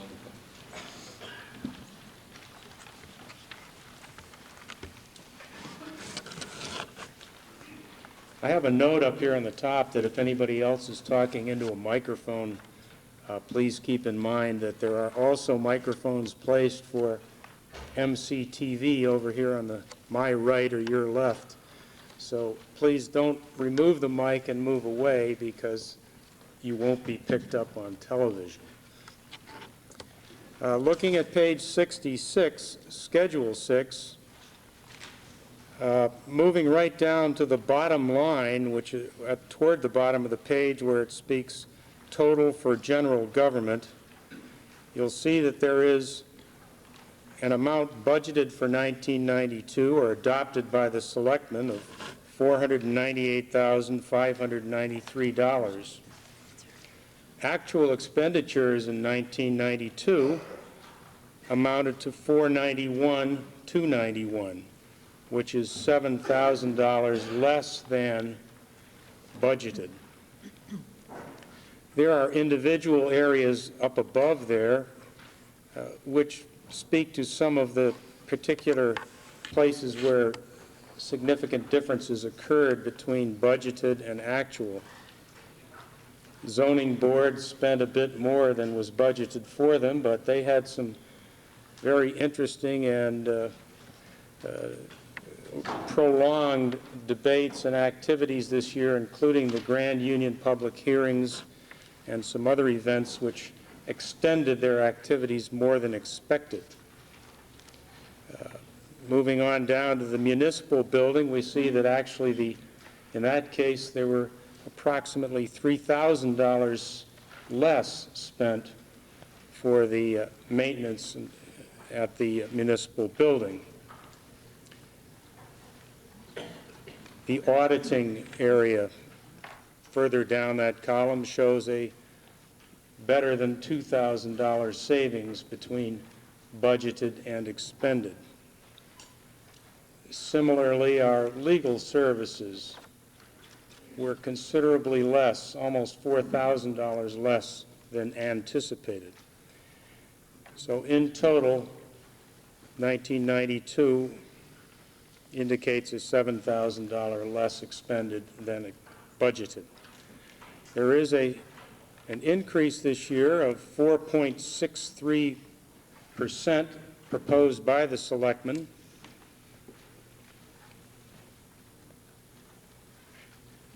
Most of these items, as you can see on the far column to the right, which indicates percent change, are within the expected range of 2.5 to 3.5, 4% on balance.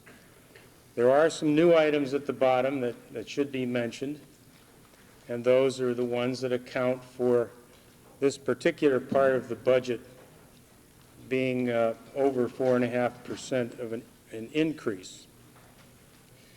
Those include the contribution of the town to the economic development branch or affiliate of the Chamber of Commerce, and a new item, a contribution to the Middlebury Business Bureau, which I believe is also known or properly known as the Downtown Business Bureau.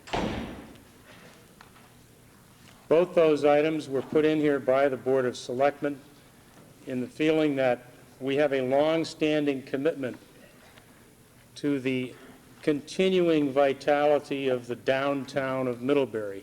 I won't call it a revitalization because our downtown is not falling apart. Our downtown is strong and is operating effectively and to the benefit of the town. But we have felt for many years that we would like to see a stimulus and growth to continue in the downtown area. It's important to point out, particularly in the case of the contribution to the Middlebury Downtown Business Bureau, that this is to be a matching amount. We have made no commitment to send this money to the Business Bureau until they have raised at least a comparable amount from the business community here in downtown Middlebury. I believe that's all the comments that I would make. I certainly would entertain any questions. Question to Mr. Perkins on this portion of the budget. Walt Keeler. Mr. Moderator, I'd like to ask Board of Selectmen what that $5,000 is going to pay for. For the Business Bureau? Yeah, right. So that's designated to help, excuse me, the money is designated or earmarked to help get started the procurement of a downtown manager. This person is to be an employee of the Business Bureau, and it was felt that they could not totally fund this position by themselves in its first year, and wanted some help from the town of Middlebury to make this a viable activity. But the money is totally earmarked for that position, which, as I understand, has not yet been filled and won't be until the money is available. Other questions? This doesn't preclude the opportunity to ask questions later, but while we're thinking about this part of the budget. Thank you, Bill. Barbara Stiles.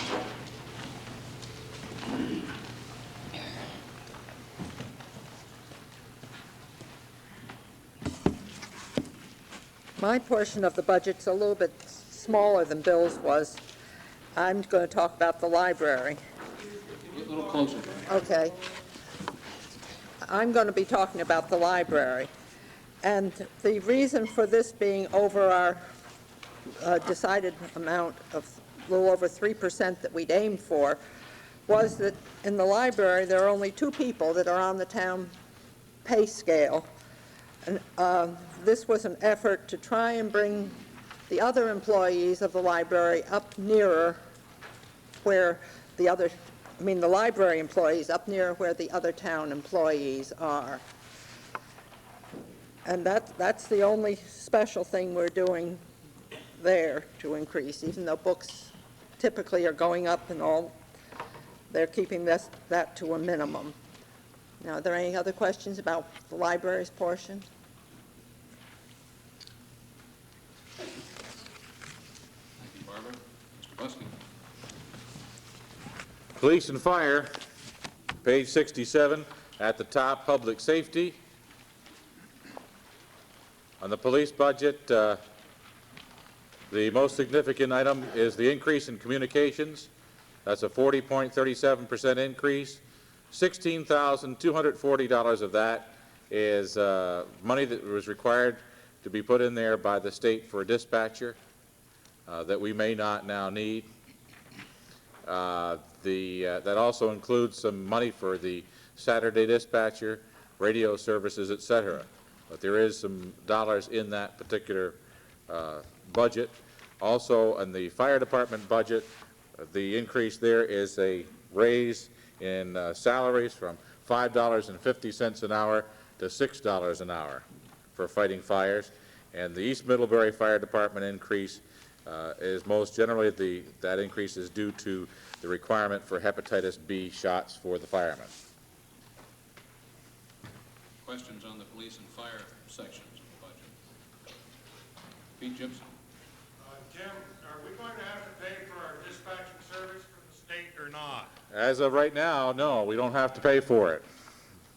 Is that going to decrease our budget by $16,000? It would, we would underexpend by $16,240 as of this moment. Can we cut it now? I guess the one concern I have is that the legislature is not out of session, and they generally do most of their damage It's damage control, and in April or the week before they're due to get out of session is when they do the most damage. And in fact, last year, that's when they decided that they would charge municipalities for dispatching services. So it ain't over till it's over. And from the job that you read in the paper that they have in front of them this year, I would be not at all surprised if, in fact, they did not decide that they would have some sort of compensation for this service. See, Peg, we honor you at the beginning of the meeting and then bring you down to earth. That's right. It's a humbling experience. Any other questions on the police and fire sections? Dick Pullman.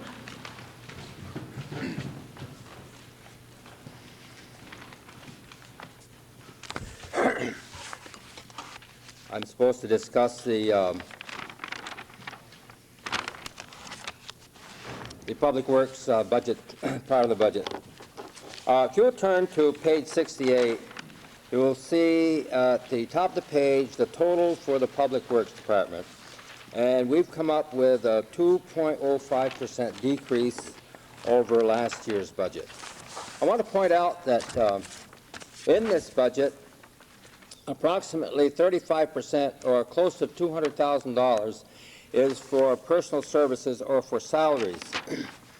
And it's interesting to note that most all of those salaries have risen by approximately 3 to 3.5%, and then we've been able to hold this budget down to minus 2%. So can you imagine what's going on here? We're very concerned that if we continue to do this year after year, that the infrastructure of the town of Middlebury will begin to suffer, and there's going to have to be some kind of a reversal in the next year or two. Those of you who have looked through the budget, this part of the budget, have noticed that we aren't doing as much paving, and we aren't doing work on the gravel roads that we have in town. We've cut out the traffic light that was destined for the corner of Route 7 and Elm Street. Most all the areas have been cut back. You will see on page 67 under Public Works, vacation, sick leave, and so forth, a huge increase of 46%. One of the reasons is that we overspent that last year by about $4,000 to $5,000, and we felt that it would go up again. That's not a large amount of money. That's a large percentage increase, but it didn't affect the budget that much. I guess if you have any questions, I'd be glad to try to answer them. Any questions on Public Works?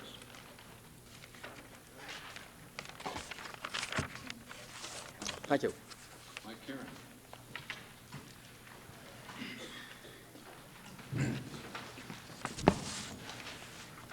I'll be directing you to page 68 on health and social services.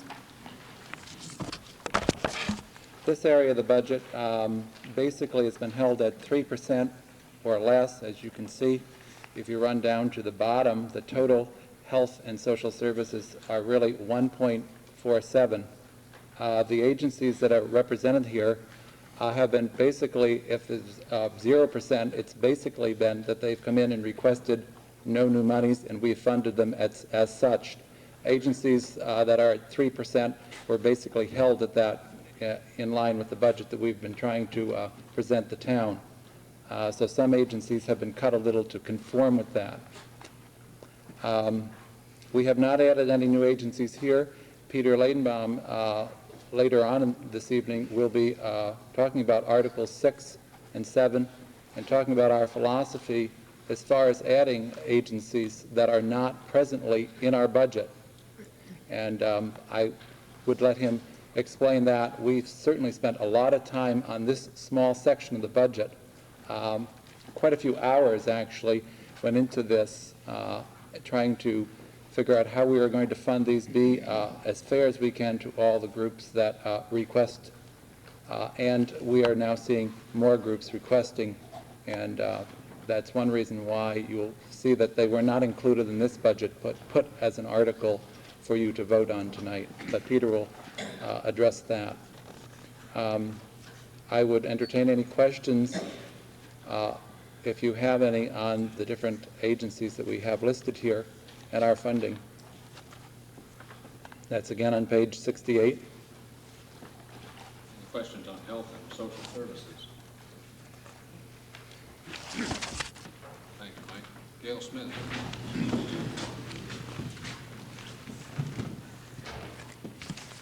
I'll be discussing several things tonight, but one of them very dear and near to my heart is recreation. I'd like you first to turn to page 35.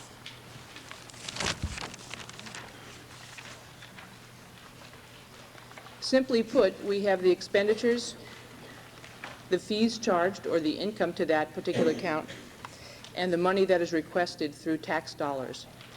Essentially, from 92 to 93, the increase is less than 1%. In fact, it's 0.48% increase in revenue, increase in tax dollars requested.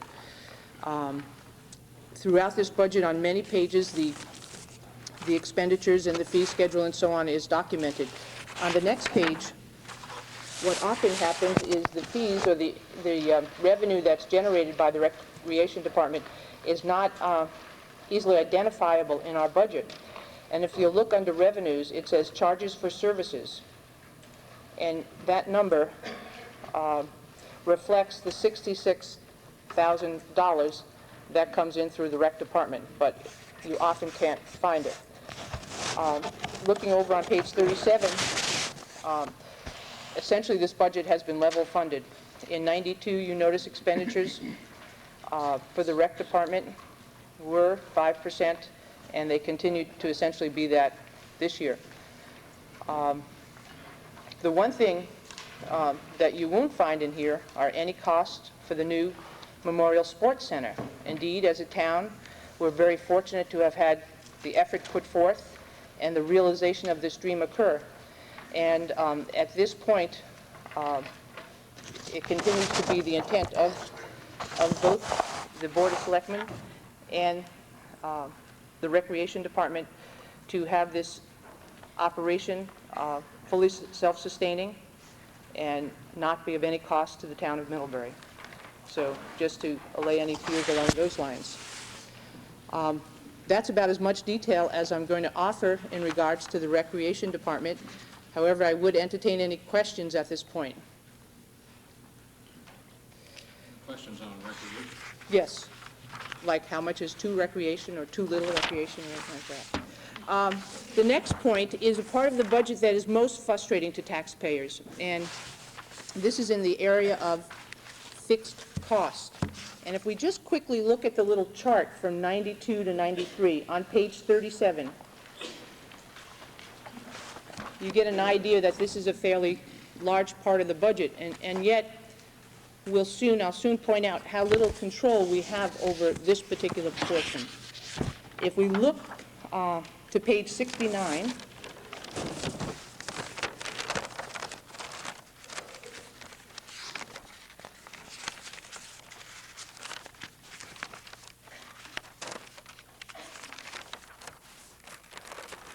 we find an area called fixed and other charges, which includes debt retirement, employee benefits, and this particular area is one that I'd like to point out two things. One is we made a major attempt in the area of medical insurance and premiums to change the benefit package we were offering the town employees, going from the, if I have it correctly, the JY to the SGH plan, and we did that last year. And in the process of doing that, we predicted that cost of premium would go up by 16%. In fact, it did not do that, so under the third line down, medical insurance premiums, although we had budgeted 153, 814, we actually expended 131,609. The reason for that was the actual cost increase was only 7.5%. The other area, which is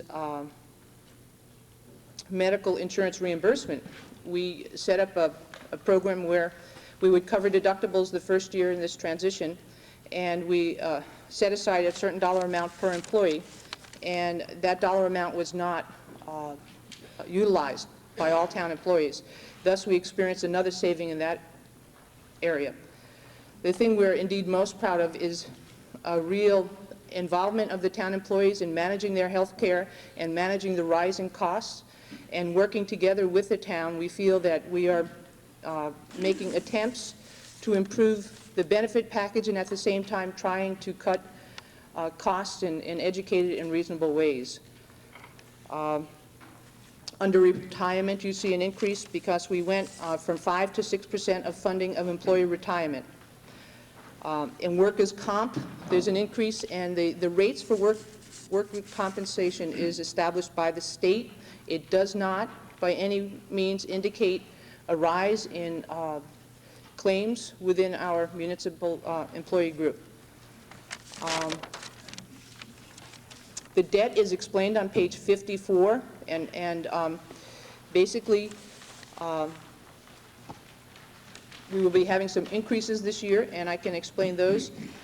One is we have a bond on the fire truck, which we will begin to make the first payment of $81,000. And we will also be receiving help by Middlebury College in the form of $39,000 to help make that payment on this fire truck. And the others, we're going to bond for South Main Street, and we must budget for the interest on that bond.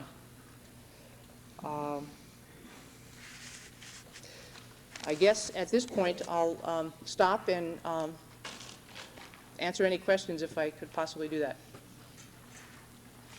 Questions on the fixed charge?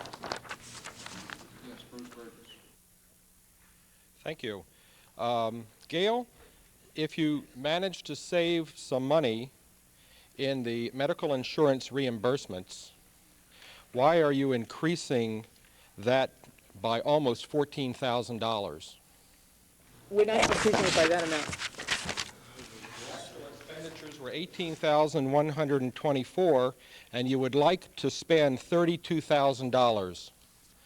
That's a difference of $13,876. And then the correct answer will come to Betty. In my understanding, we budget for the worst-case scenario, and that does not reflect what happened this year. This year, what happened was the best-case scenario. We presume that will continue, but being prudent budgeters, we want to prepare for the worst-case scenario. But Betty, if you want to add to that, Betty has something she'd like to add.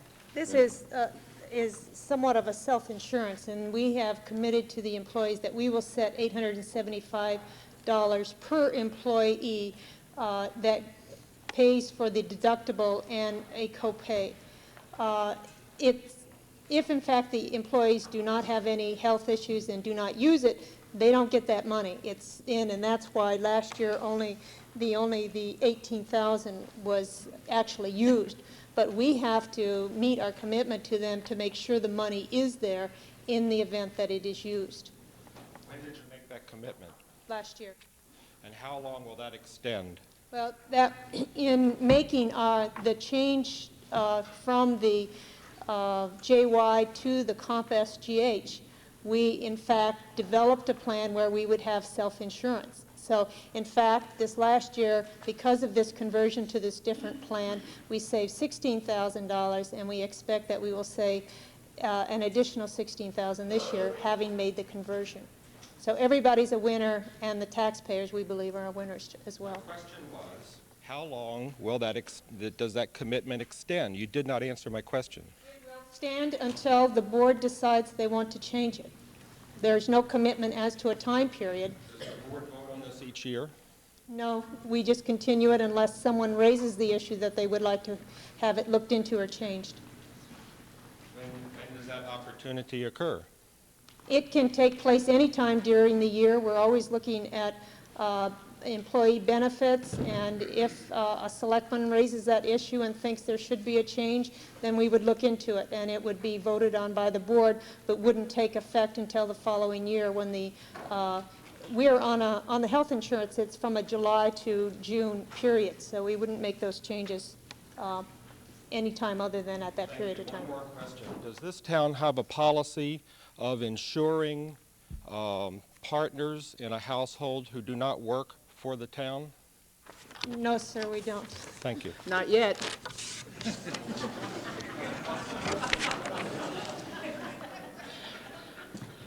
Any other questions on that portion of the budget? Peter Labenbaum.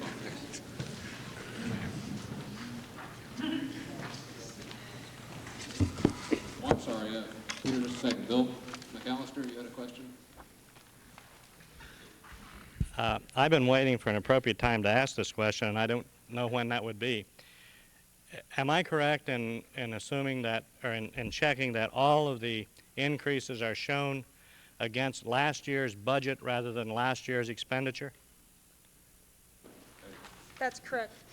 And yet we say we do zero basis budget. If we do that, why don't we show the increase based on what we spent rather than what we thought we would spend?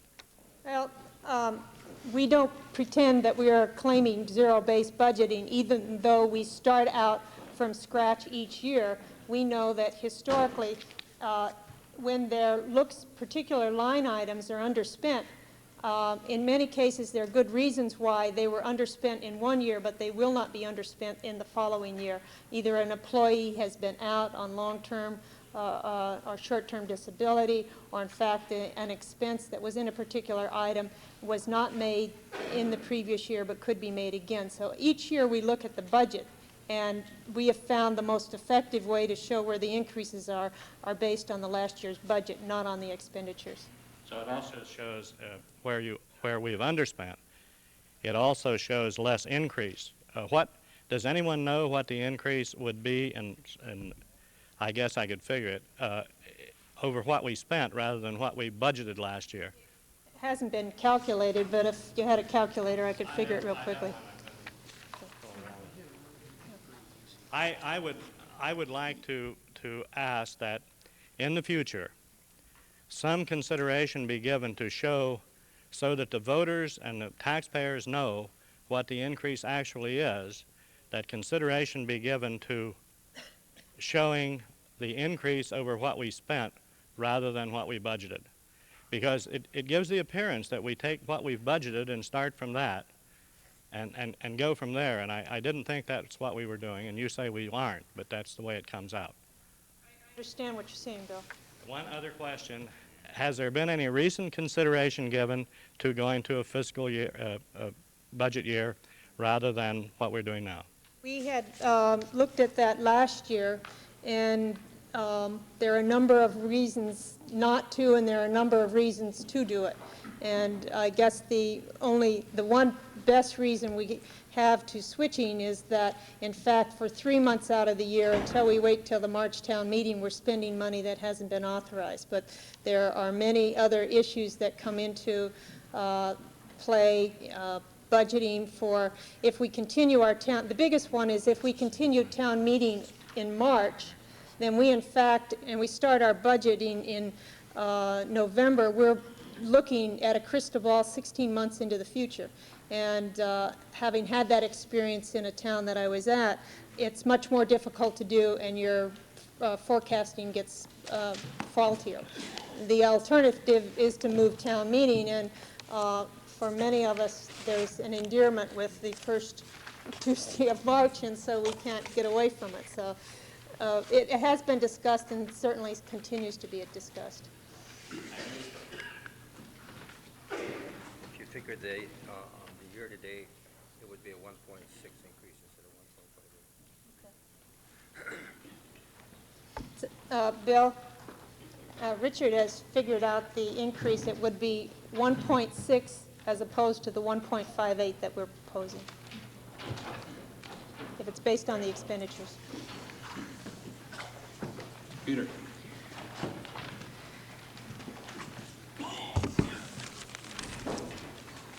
I'm going to discuss the capital improvement section of the budget found on pages 38 and 39. I'd like to make a few brief points first.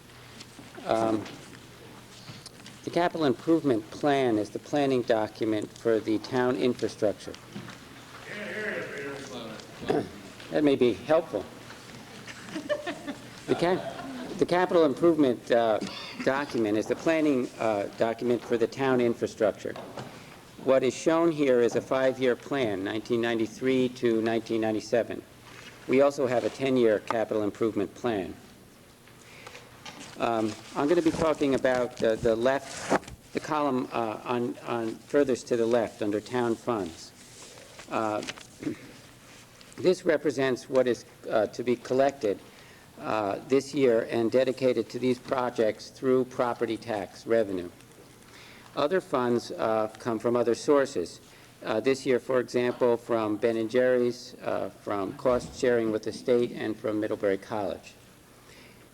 The column under held on reserve funds are funds that the town has previously set aside for projects.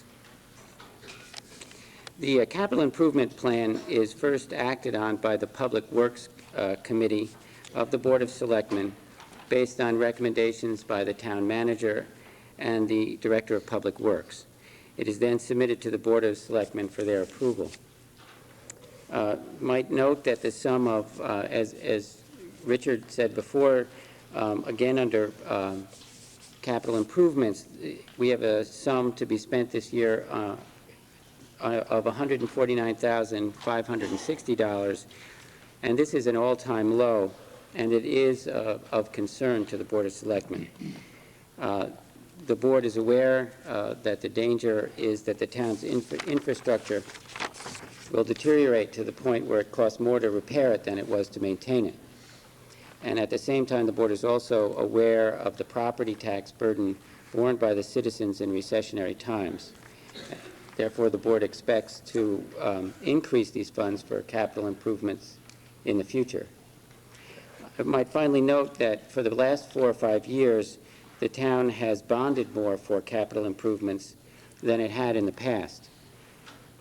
However, we also are aware that there are possible upcoming capital expenses, such as improvements to the 2 schools and the in-town bridge, which would increase significantly the town's debt.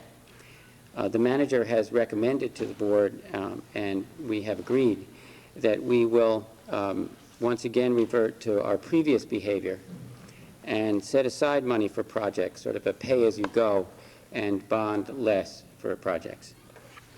Let me briefly go through the projects which will be done this year, for which actually town funds will be expended.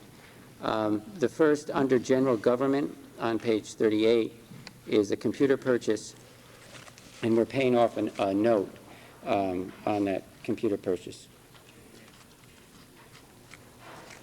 The next item is a $14,249 item under the police, an information system. The police department has purchased a computer system for the processing of information. Under recreation and parks, we've set aside for the tennis course in East Middlebury $1,500, and there's a $12,000 item for the East Middlebury playground, which we have promised to that portion of the community for a number of years. Under the Public Works and the Highway section, there's $31,000 plus for the Butterup Drive extension, which is the second lane. We are cost-sharing this project with the Grand Union. Under bridges and underpass, there's $30,000, which is as a result of the vote in November for the in-town bridge, and that's 10% of the cost for the final design of the bridge. Under the Halpin Bridge, as you'll note in the town report, we have removed the Halpin Bridge, put up a temporary bridge, and expect to replace the Halpin Bridge at some point in the future, and the $31,000 is for that project. There is $1,000 for the preliminary design of replacement for the Grist Mill Bridge. Are there any questions on the capital improvement section of the budget? I have a question. How much does South Main Street cost?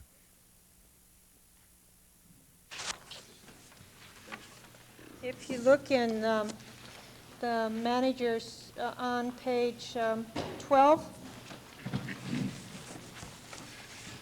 under major projects in 1992, the second paragraph I've outlined to you, the total cost of the project was $420,089, and of that, $229,725 was charged to the highway part of the budget. $129,588 was for the water fund, and $60,776 was to the sewer fund.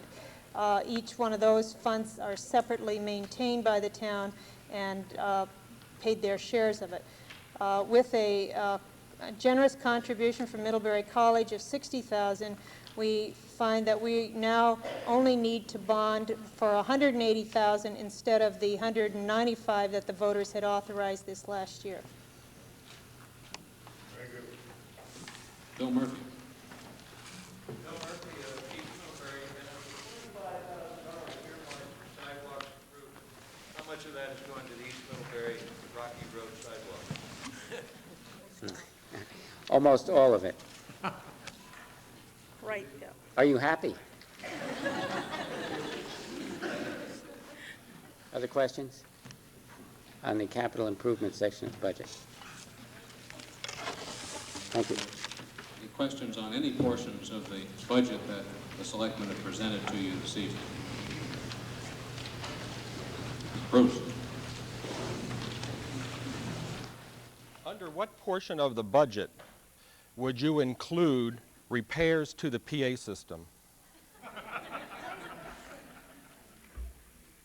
Actually, these mics were only bought a couple of years ago, and I think they work. It's just a matter that people have to speak into them, and we could buy new ones every year, but I think that it's a matter of how we use them. That's the case. I don't think it's the microphones at all. The audio is horrible. We can barely hear in the room to what's being presented.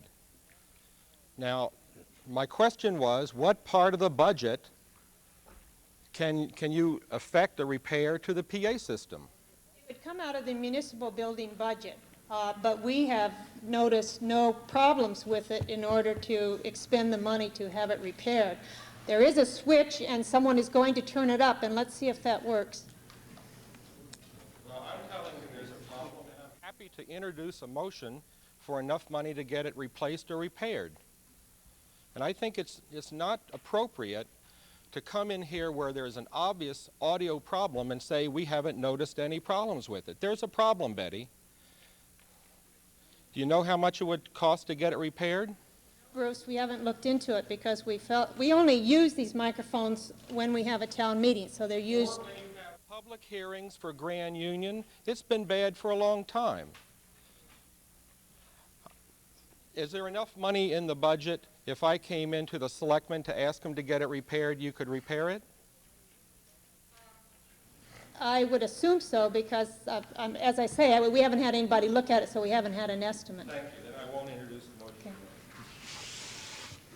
John Nelson. I'd like to propose an amendment to the capital budget.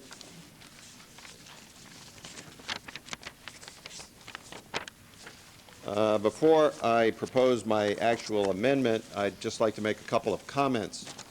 As I reviewed and they'll be under 5 minutes, I promise. As I reviewed the budget, I noted that once again, and it was pointed out earlier, that the traffic light on Route 7, Elm Street, and Stewart Lane has once again been moved to a future year. If memory serves me right, that traffic light has kind of been in the budget since 1988 and keeps moving. When I saw this, I contacted the State Department of Agency of Transportation in Montpelier, And for those of you who are not aware of this, the state keeps record of reported accidents, and I stress reported accidents. The report that was sent to me by a gentleman by the name of Wayne Gilman from Montpelier kind of supported my concerns. Since those of you who are aware, my wife and I own the Swift House and a couple of buildings on the corner. One of our buildings has been struck by automobiles on 2 occasions. Fences have been torn down. But this is the interesting part. Since 1987 through 1991, I do not have 92, there have been 43 accidents at that intersection. 23 people have been injured. And I think that was pretty surprising. And I do have that report for anybody that wants to review it. 1992, last week, there were 2 accidents at that intersection. I mean, in 1993. 1992, I can guarantee you we were averaging better than 1 a month at that intersection. Now, being a taxpayer in the town of Middlebury, I understand everyone's concern, and I share the concern about taxes. So I took a look at the budget and said, how could we move that traffic?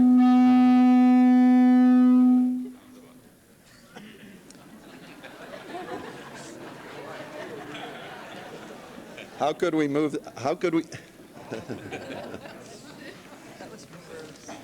I wanted to know how we could move that traffic light back into the budget, and that's my motion on page 39 under major heading of highway facility, subheading of traffic signal. My motion is to transfer the $32,000 from 1994 back into 1993 for the traffic signal at that intersection. I also am proposing the following budget changes to cover the cost so that there are no additional taxes from what is already in the budget. On page 67, under major heading of public safety, police, subheading of communications, as we've already heard tonight, that the chances are that we will not have to pay that money for state police. I am state police communications. I'm proposing that that amount of 47, that part of the budget be dropped from 64,691 to 47,000, thereby transferring 17,691 to the capital budget.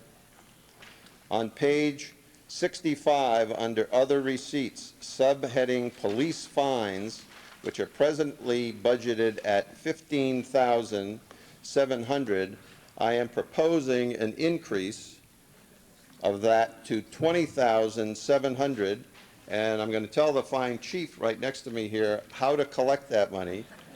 He can sit at former Lackard's gas station with his radar and point it straight up north on Route 7, and I'll guarantee you he'll pick up the extra cash in 30 days.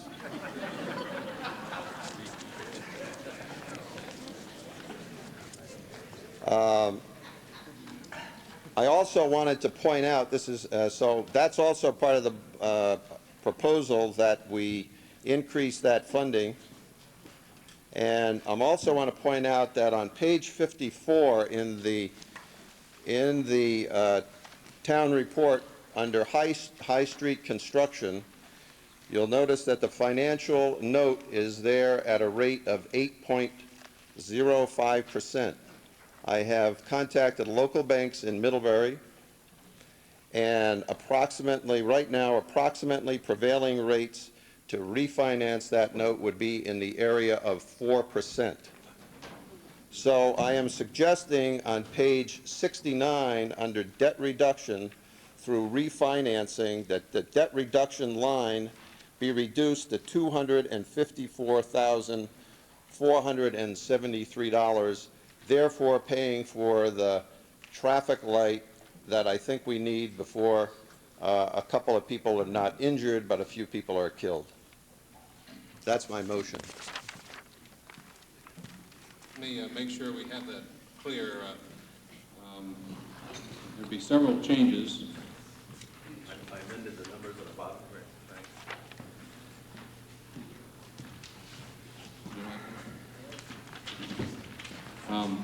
First Nelson referred to the capital improvement plan on page 39. Since we're dealing tonight with the budget, I would invite the selectman or the manager to help me on this, but it would seem to me the appropriate amendment would be to the capital improvement expenditure item on page 69. Is that That's correct? correct, right. So if you can follow this, Mr. Nelson, on page 69 where it says capital improvements total, the amount recommended is $149,560, and we need to increase that by the $32,000 as you recommended to, if my math is correct, $181,560. And the offsetting reductions would be, first of all, on page, well, right above, on page 69, the debt retirement item would be reduced to $254,473. On page 67, the communications item in the police budget would be reduced from $64,691 to $47,000. And then, page 65, I realize I'm working backwards, the police fine revenue receipt item would be increased from $15,700 to $20,700, so the grand total of general fund expenditures would not change. So moved. Is there a second to Mr. Nelson's motion? Seconded by Larry Lacy. Betty. As much as I want that traffic light just as much as you do, John, I'm concerned about the several of where you're proposing to make those cuts. First is under the communications.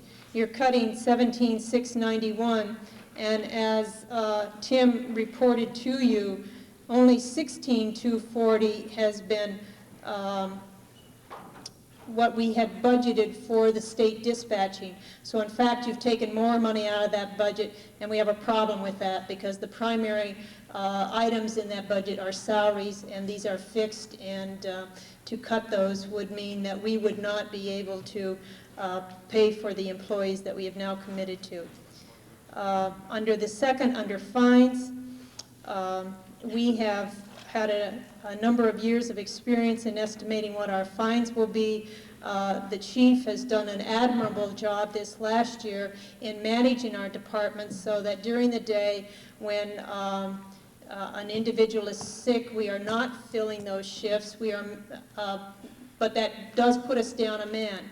It saves us money because we're not paying overtime, but it also puts us down a man so we don't have the people available to be out there giving the tickets.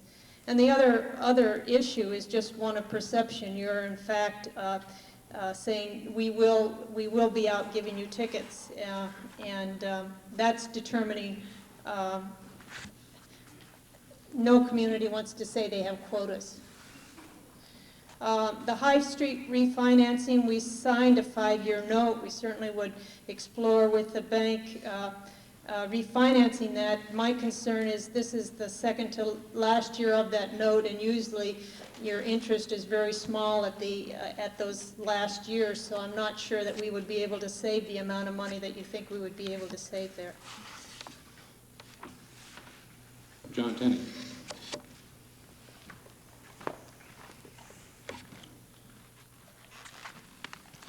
Thank you. As a neighbor of John's, I would certainly concur with the very dangerous traffic situation that we have at that intersection. And as one who tries to navigate that intersection at least once or twice per day, it's a very dangerous situation that I look forward to being resolved. But at the same time, as a member of the Public Works Committee, who worked together with the selectmen and agonized over these figures, I think that the timing here is quite appropriate. The traffic signal was delayed for one more year because the reconstruction of Elm Street will take place at that time. And when that is done, the intersection will change slightly, and that will mean reconstructing the traffic signal if it's done now. So I believe that we should hold until next year, and I believe that we should still press the chief for more fines. Mr. Buskey. I guess I have a question in that I don't believe we get the money from speeding tickets. Do we get them all? Do we get all that money, Chief? Chief Anderson. Yes, if they're written on the local ordinance, we do get most of the money, not all of it. However, more tickets, more court time, more overtime for the officers to prosecute the tickets. So there's $5,000 is not really $5,000. $5,000 may only be $2,000. Question is, shall the article be amended as moved by Mr. Nelson? Further discussion? Mike Palmer. The issue is one of safety at that intersection, and if John Tenney is correct that it would make more sense to put that traffic light in next year when Elm Street is under construction or being improved, then and if there's a problem with the money, the alternative question is what can be done to improve the safety of that intersection under the current conditions. Would some sort of a signage further up on Route 7 help? Has anybody addressed that question in public safety portions of the town? And is that an alternative to the motion before us? Certainly, when the Lacquard Station was renovated this year, the town, through the planning or zoning board, insisted that they put in that curbing, and I think that that has served to help somewhat the problem. But the problem is there is just more traffic that wants to go north and south, and also to access it that is the reason for these accidents. Signage, after a certain period of time, people get to ignore the signs if you have too many of them. So I'm not sure. People are coming into town, they're coming in too fast, and you really have to beat on them to say it's time to slow down. So I'm not convinced that I'm convinced the traffic signal is the answer. It's unfortunate that it was taken out 2 years ago, but and I would certainly like to see it back in, but these particular cuts that are being suggested are of concern to me. Mike? Well, perhaps I didn't make it clear. If we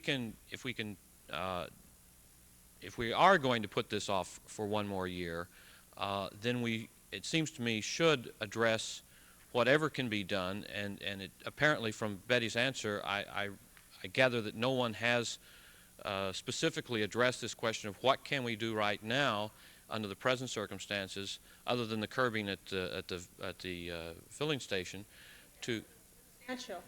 That's made a difference, but it's not that we're totally aware of it, or we wouldn't have required the Lacquard Station to do the work that they did. We understand it's unsafe. That's why we recommended the traffic signal. We haven't spent a lot of time about what else would work, because we feel that the traffic light is the solution there. We could certainly look at it again, but I'm not sure that we're going to come up with anything that will be the perfect answer. Further discussion on the proposed amendment? John. I would just like to comment on some of the statements that have been made, because the subject of Lacquard's gas station had been accused of being the cause of the accidents at that intersection since we moved to town in 1985, and the week after, or excuse me, the same week that Lacquard's gas station, the curbing was done, and I worked with the town planning people to try to make suggestions, and with Fred Dunnington. But the same week that that gas station opened, there was an accident at that gas station, so in that intersection. So I don't think Lacquard's gas station was ever the problem.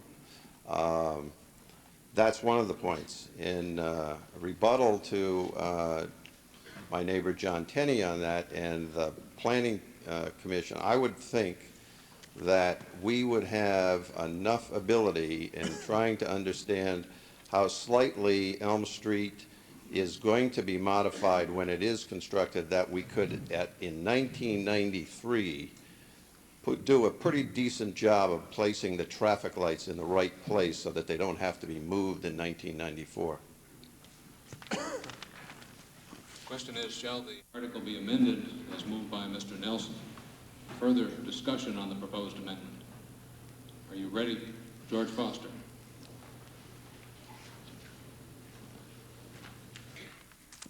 I'd like to go on record as being in favor of a traffic light. The feeling by the Public Works Committee was that this would be a good year, but due to, I believe, financial restraints, it was taken out. Now, my understanding is Elm Street is scheduled for 2 years away, and that, again, is not absolutely sure. If safety is a concern, and I'm sure it is, a traffic light would be answer to the fine problems. If you had a traffic light there, you wouldn't need to collect the extra fines at that point, because it'd be a way of slowing down the traffic. So I think if you're really serious, you should stick with the point of light and leave off these fringes. As far as the $16,000, if the town doesn't have to pay that, I expect to see it there next year. So don't worry about that. That's going to be in the budget next year if we don't have to pay it.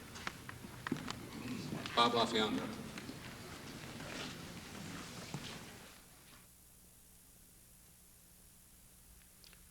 A point of clarification: is a light a full traffic light, or a light that we're talking about the type we have in East Middlebury?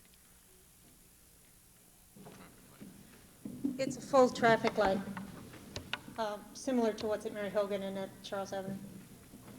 Thank you. Jim Swift. Perhaps to simplify things, I think it might be in order to move to amend the amendment by making it clear that we put in money for the light without interfering with the rest of the budget. And I think if it's that important of a safety issue, the town should go ahead and fund it without crippling or interfering with the rest of the financial planning of the select board. Chair would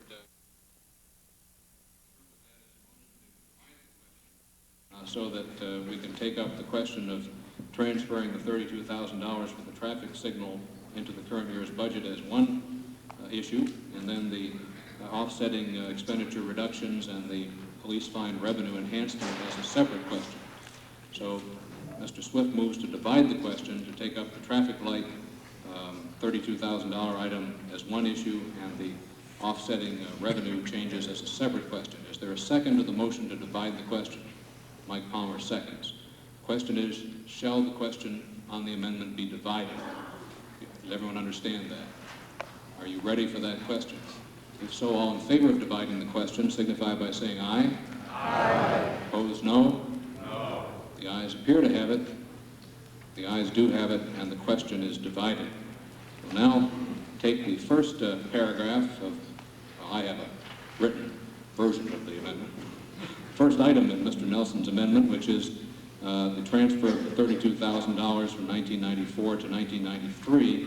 That would be an increase in the capital improvement total on page 69 of the budget of $32,000, and would, as divided, increase the grand total of general fund expenditures by $32,000 to $3,130,303, if my math is correct.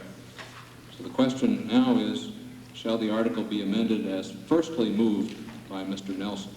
Is there further discussion on that first portion of his proposed amendment? If not, are you ready for the question? If so, all in favor of the first portion of Mr. Nelson's amendment signify by saying aye. Aye. Opposed, no? No. The noes appear to have it. The noes do have it, and the proposal fails. The question now is on the second portion of Mr. Nelson's amendment, which is to increase the police fine revenue item by $5,000, reduce the communications item by $17,691, and reduce the debt retirement item by $9,309. This would have the effect of reducing the grand total by $32,000 to $3,066,303. question is, shall the article be amended as secondly moved by Mr. Nelson? Are you ready for that question?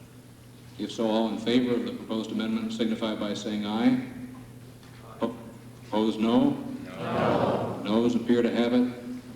Noes do have it, and that portion of the amendment fails. The recurring question is, shall Article 2 be adopted? Are there any further questions? Is there any further discussion about the proposed budget, which is before you now as Article 2? If not, are you ready for the question? If so, all in favor of adopting Article 2 signify by saying aye. Aye. Opposed, no. The ayes have it, and you've adopted Article 2. Article 3. Shall the town vote to collect 1993 taxes by its treasurer? What is your pleasure regarding Article 3?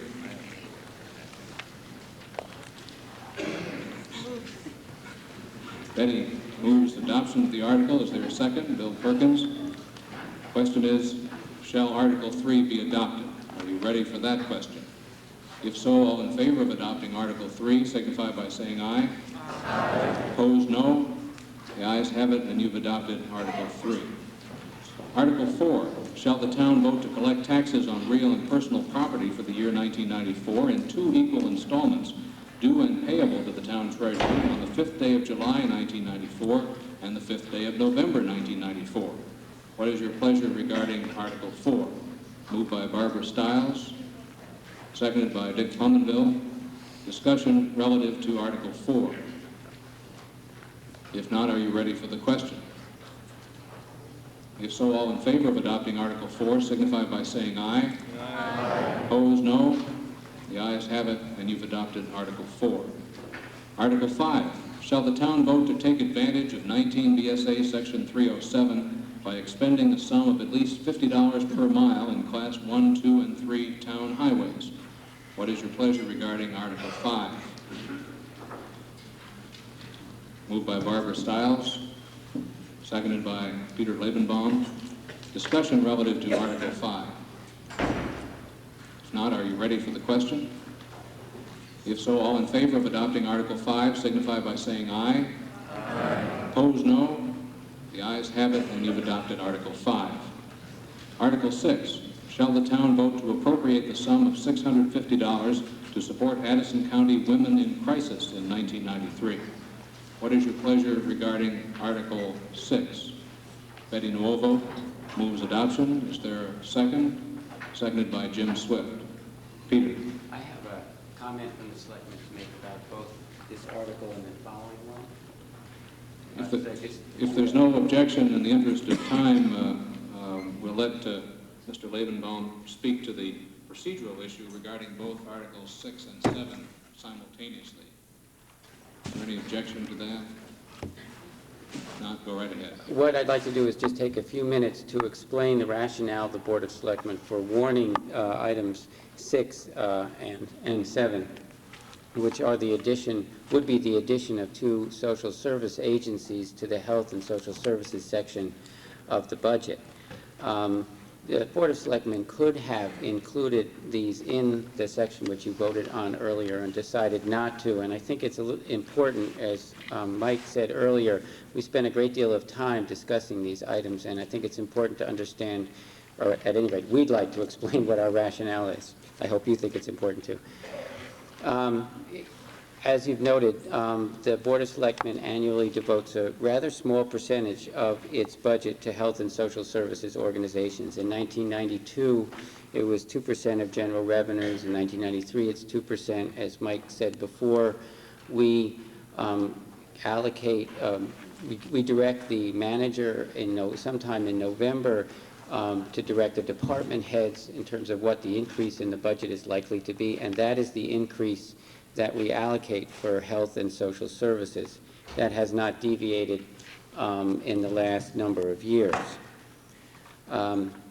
We ask that social service organizations who are not on the list, whom we have not given to the previous year, and who request town funding, to present a petition to the board of 5% of the eligible voters in the town, which is approximately 250 people. We asked them to do this to indicate that there's some popular support for the request. Both RSVP and Women in Crisis did that, and we received the petition. At that time, we could have included these organizations in our budget request for this year, and we had a fairly lengthy discussion, at which time we concluded the following points which might help inform the decision that you make about this. In all likelihood, in the next number of years, the Board of Selectmen will not allocate a greater percentage of the budget to health and social services. It will rise probably at the same rate as the rest of the budget rises, no matter how many organizations request funding. And the other thing is, we think it's likely that there will be other social service organizations which come to the town asking for funding in the future. I think it's important then to note that including new organizations in allocations of town funds will likely mean that organizations will not receive the amount of funding which they ask for currently, and in fact at some point in the future they may actually receive in real dollars less funding. And finally, the selectmen concluded that we are, as a board, really not qualified to decide on the relative merits of individual requests of social services. And therefore, we decided to take the policy of asking the townspeople at the town meeting to decide on new organizations who submit a petition with 5% of the eligible voters. It's our thought that were these two organizations to be given the money that they allocate this year, which would be in addition to the monies that you voted on previously in health and social services, that they would then be added to the list of organizations that we would dedicate money to next year. I would entertain any questions about the selectmen's policy on this. Thank you. Question is, shall Article 6 be adopted? Is there discussion relative to Article 6? Betty?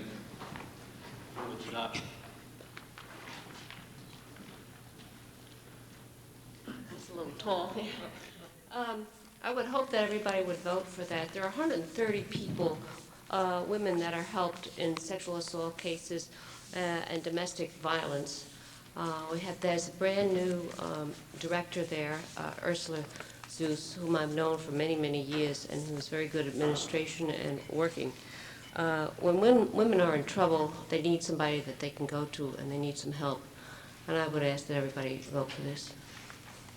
Further discussion relative to Article 6? Yes, sir.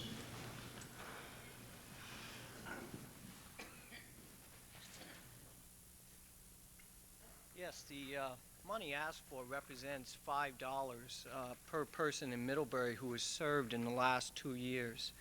Out of that 600, can you hear me? Out of the $650, this type of abuse is generational, and as long as it's allowed to continue, it takes up a lot of social service time and energy. Closer. How's that? Better. Okay. So this modest sum serves a preventative measure, and considering the amount of people served in the past, I think that it would be wise to adopt this. Thank you. Further discussion relative to Article 6? If not, are you ready for the question? Bill Perkins.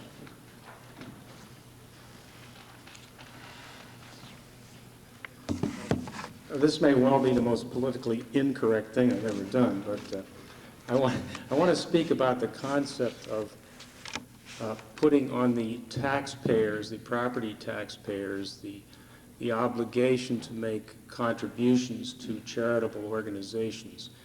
I really didn't want to talk in this regard as it directs to one organization, because I'm not speaking about Women in Crisis or RSVP or adult education had they come forward earlier, or any of the organizations to which we already contribute. I just have a general philosophy that I think it's not my feeling that government's position is to ask the taxpayers to make contributions involuntarily to private organizations. I think my record in activities with United Way as chairman of the campaign and as a board of directors member for a number of years will stand to indicate how I feel about charitable work and volunteerism. But I'm very concerned about the fact that when we do entertain these kinds of motions, what we are doing is asking, we're not giving each individual an opportunity to make their own decision on which charitable organizations they wish to personally sponsor. I would much rather see us eliminate or substantially hold the town contribution on charitable groups to the previous levels and have all of us make our own minds up individually and go out and make larger contributions to the organizations of our choice.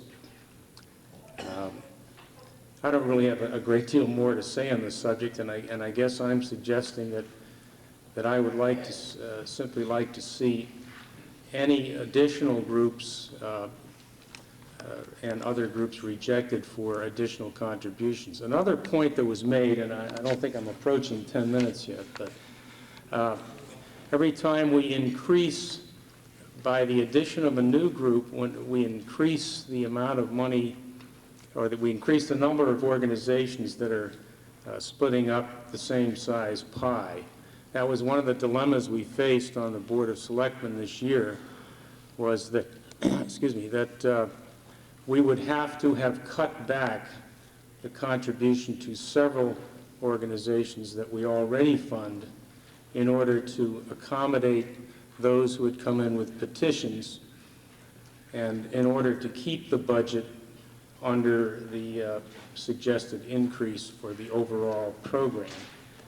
This could go on many times in the future. We could have more and more organizations coming in and requesting contributions, and as Peter has already mentioned, this would result in smaller and smaller amounts being made available to existing organizations. Thanks.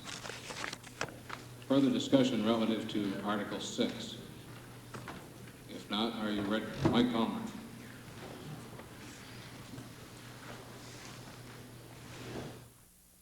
I strongly disagree with what Bill Perkins just said, and I hope that the vast majority of people here do as well.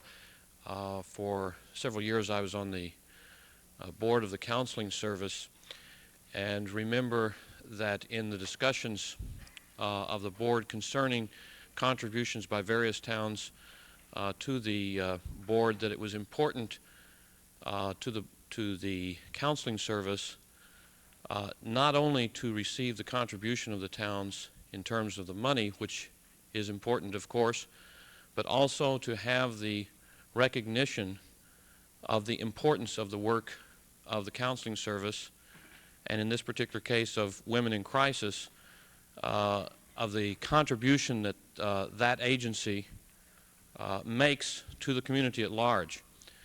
I think that it is highly important that we as a community not only support financially, but in a larger sense provide moral support to the work of those agencies. And this recognition really is nothing more than token recognition at $650 of the valuable contribution that those agencies make. We can always review which agencies we think are important enough to the community at large to receive both this recognition and this contribution of public funds. If a particular agency or organization is more of a special interest type organization that does not contribute to the community at large, it could be deleted. But as was said earlier this evening with respect to this particular article, we benefit greatly from the work of this kind of organization in the reduction of expenses to the general public fund for matters that we would have to fund otherwise, were it not for the work of an organization like Women in Crisis. And I strongly urge all of us to adopt this article. Relative to Article 6. Move the question. Mr. Trudeau moves the question. The question is, shall debate cease on Article 6? Are you ready for that question? Seconded by Mr. Peeler. All in favor of closing debate on the article signify by saying aye. Aye. Opposed, no. The ayes appear to have it. The ayes do have it, and debate closes. The question is, shall Article 6 be adopted? All in favor of adopting Article 6 signify by saying aye. Aye. Opposed, no. No. The ayes appear to have it. The ayes do have it, and you've adopted Article 6. Article 7, shall the town vote to appropriate the sum of $1,500 to support the Retired Senior Volunteer Program, RSVP, of Addison County in 1993? What is your pleasure regarding Article 7? So I would move its adoption. Moved by Mark Wesley, seconded by Gail Smith. Question is, shall Article 7 be adopted? Discussion relative to Article 7. Mark. I would like to see this adopted. The RSVP program has been sponsored in this town for a good many years. It was under elderly services before, but when the federal regulations, when their program was audited last year, they found that they were not supposed to be sponsored by two people. So now they are under one other agency. They are still located here in Middlebury in the basement of this building, and they are carrying on the programs, and they are saving money by being under just one agency sponsor. There are 87 volunteers in the town of Middlebury, RSVP volunteers, that is, over 60 years of age, and they contribute some 2,900 hours of volunteer service at a great saving. And I would move this the adoption of this article. There we are.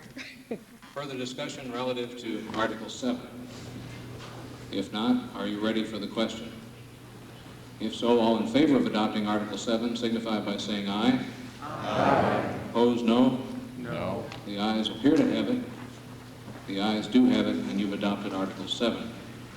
Article 8, shall the town authorize the selectmen to establish a reserve fund for the purpose of receiving and expending funds relative to the operation and maintenance of the Memorial Sports Center, as well as a capital replacement fund? What is your pleasure regarding Article 8?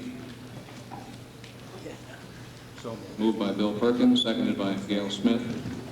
Discussion on Article 8. Bill.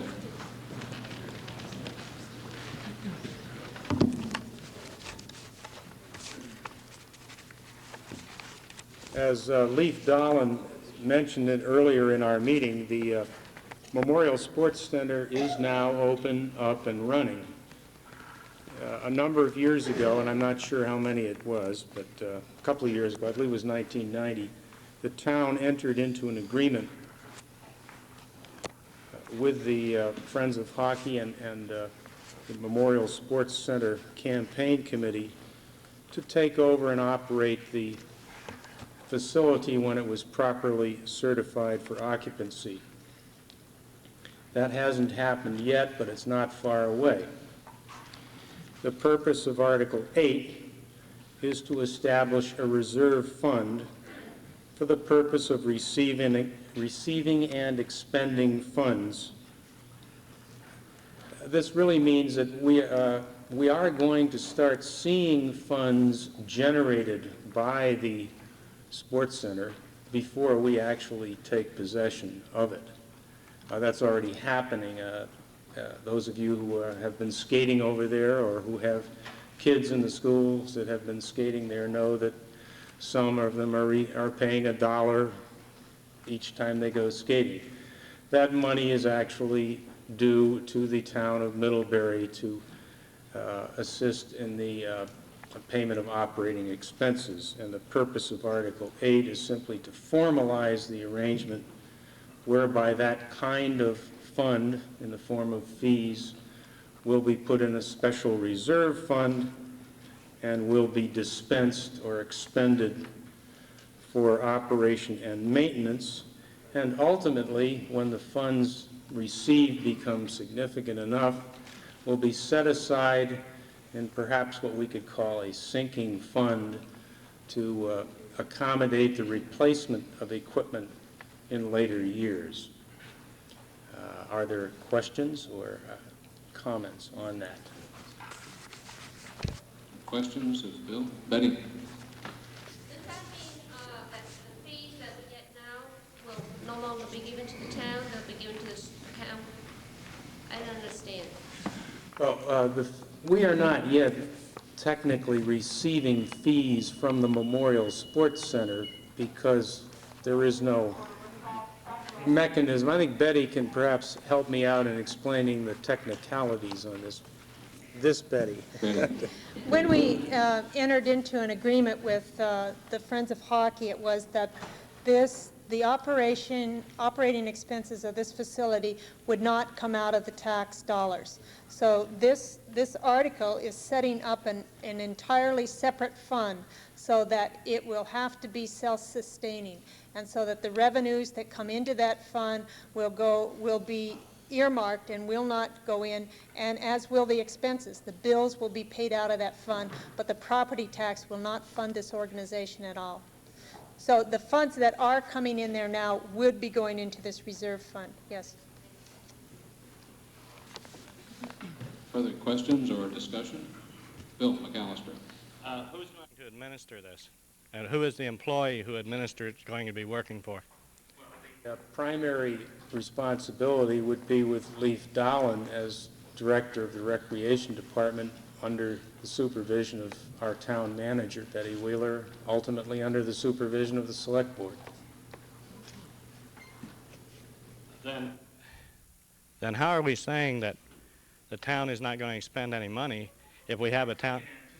Part of your question, but there will be a certain charge made against the reserve fund for time expended by town employees in the operation of the Memorial Sports Center. I might add that would be true also in the case, we believe, of the use of water and other town services. Isn't it rather difficult then to say that the town's not involved in this? Well, we are involved in it. It's just that we're not paying for it with tax. The town wasn't, this was a self-sustaining town not involved? Pardon me? It will be. Involved means that we are certainly involved, but the cost is going to be borne by user fees in the form of payments by individuals or groups. And what if it isn't? Who's responsible then for the shortfall? Us. Oh, I'm sure the town is. The town would. No, we'd shut it down. I think that it's real clear. The commitment is made, I think, by the Friends as well as the Sports Center Commission that has now been created, that if in fact it's not paying for itself, it will shut down, because the events that will take place in there must be self-funding, or in fact they won't take place. So it's controllable by the director. It's similar to how we operate the water fund and the sewer fund. Right now there is a certain amount of money that accounts for the time that I spend on sewer projects and the public works director, and that money is physically transferred from the sewer fund into the town general fund, and that's how we would expect to handle the fees that for Leaf's time or any expenses that the town should incur while operating that facility.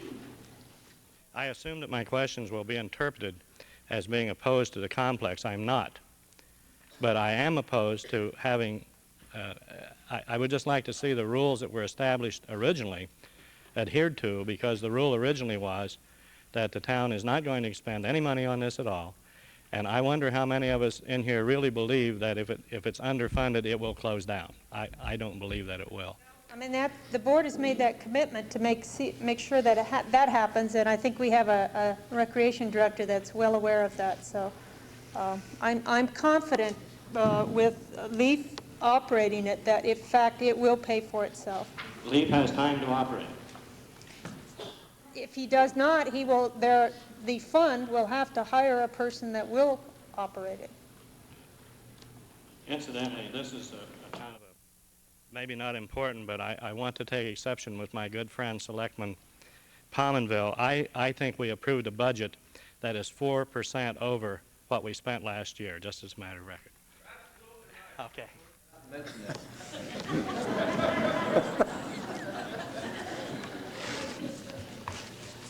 Further questions or discussion relative to Article 8? If not, are you ready for the question? If so, all in favor of adopting Article 8 signify by saying aye. Aye. Aye. Opposed, no. The ayes have it, and you've adopted Article 8. Article 9, to transact any other business proper to be done. Tim?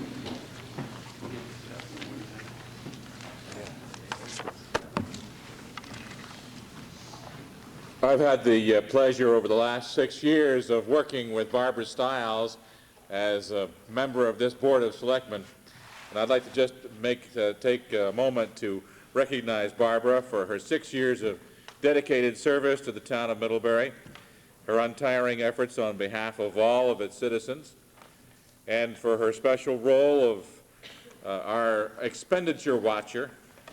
Barbara literally checked every bill and invoice over the last 6 years that went across the town manager's desk for signature. And she did that on behalf of this board as our watcher, and we certainly, as a board, will miss that effort and also the many, many efforts that she has made, both herself and with Al, who's done so many things for the town. But as a very special member of this board, I'd like to say that we're very sorry to see that Barbara is retiring from the Board of Selectmen. We understand that she wants to retire at this time. We will miss her as a board. And thank you very much for Barbara for your efforts.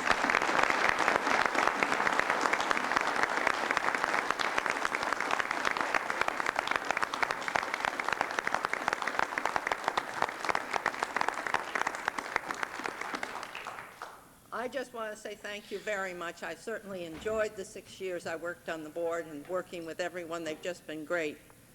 And I just want to say that Al and I are now going to be hanging up a sign. Instead of saying gone fishing, we're going to say gone skiing.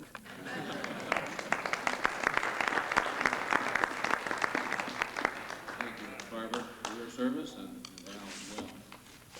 Other, Peter. I wanted to talk about the warning item. Certainly.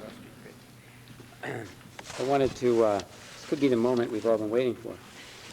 Wanted to talk about the Cross Street Bridge item which is being warned for vote, and try and explain a little bit about why the selectmen are actually warning this item.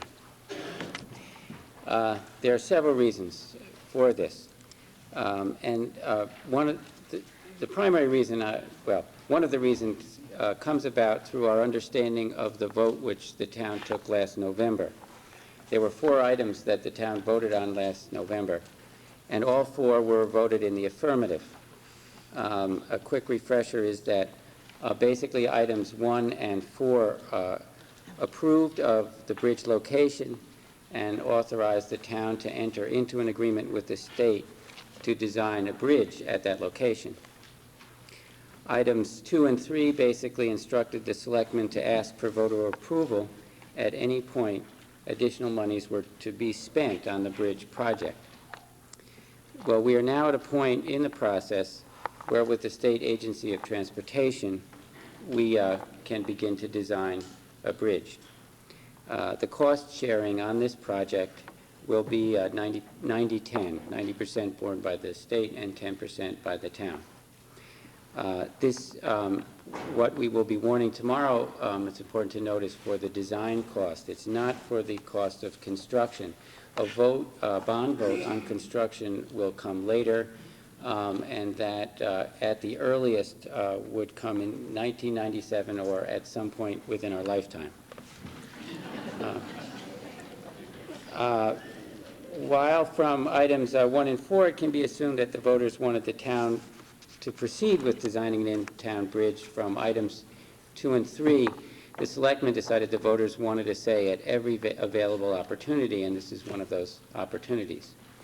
Now, the second reason that the selectmen decided to warn an item at this time is that there is some considerable disagreement about the design of the bridge itself. The Bridge Committee recommended to the selectmen their strong preference for a concrete arch design over the straight steel haunch design, which was favored and is favored by the State Department of Transportation, State Agency of Transportation. The Bridge Committee favored the arch design of concrete because they felt that it blended in much more with the historic character of the downtown, which is designated as a state historic district. The state favored and favors the steel bridge, one, because they're familiar with its construction, because it's cheaper, and because they have less experience with concrete and have some reservations about its structural capacities. The state did agree to a study comparing the costs of the steel haunched girder design and the concrete arch design. And the study concluded that the concrete arch would cost $1.3 million more. To date, although not to anticipate the conclusion of my statements, there's some late-breaking news, but when I wrote this 2 days ago, the state, so far, we believe, is sticking firmly to its commitment to a steel-haunched girder design, and basically said to the town, if you want a concrete arch, then pay for it. So that's the question. How much are we willing to pay for a concrete arch, which the Bridge Committee recommended to the Board of Selectmen? We feel that it's important to present this to the voters because this project will have enormous impact on the character of Middlebury Village. And the selectmen did not feel comfortable making a decision of this enormity without inclusion of the voters of the town.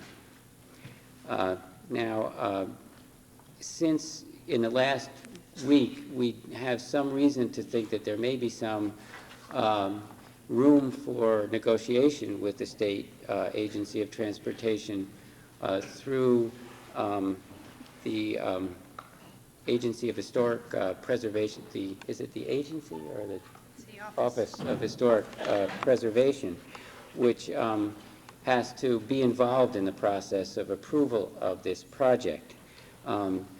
We have some reason to think that there may be some money which mitigates the impact on an historic district, and that might be able to pay part of the cost of an arch design. We don't know what the conclusion of that would be, and there's no way to tell that. At this point, I might ask Betty, who's received a fax even today from the agency, to explain what that news is. And at that point, then, I would be glad to entertain questions about the thinking of the selectmen.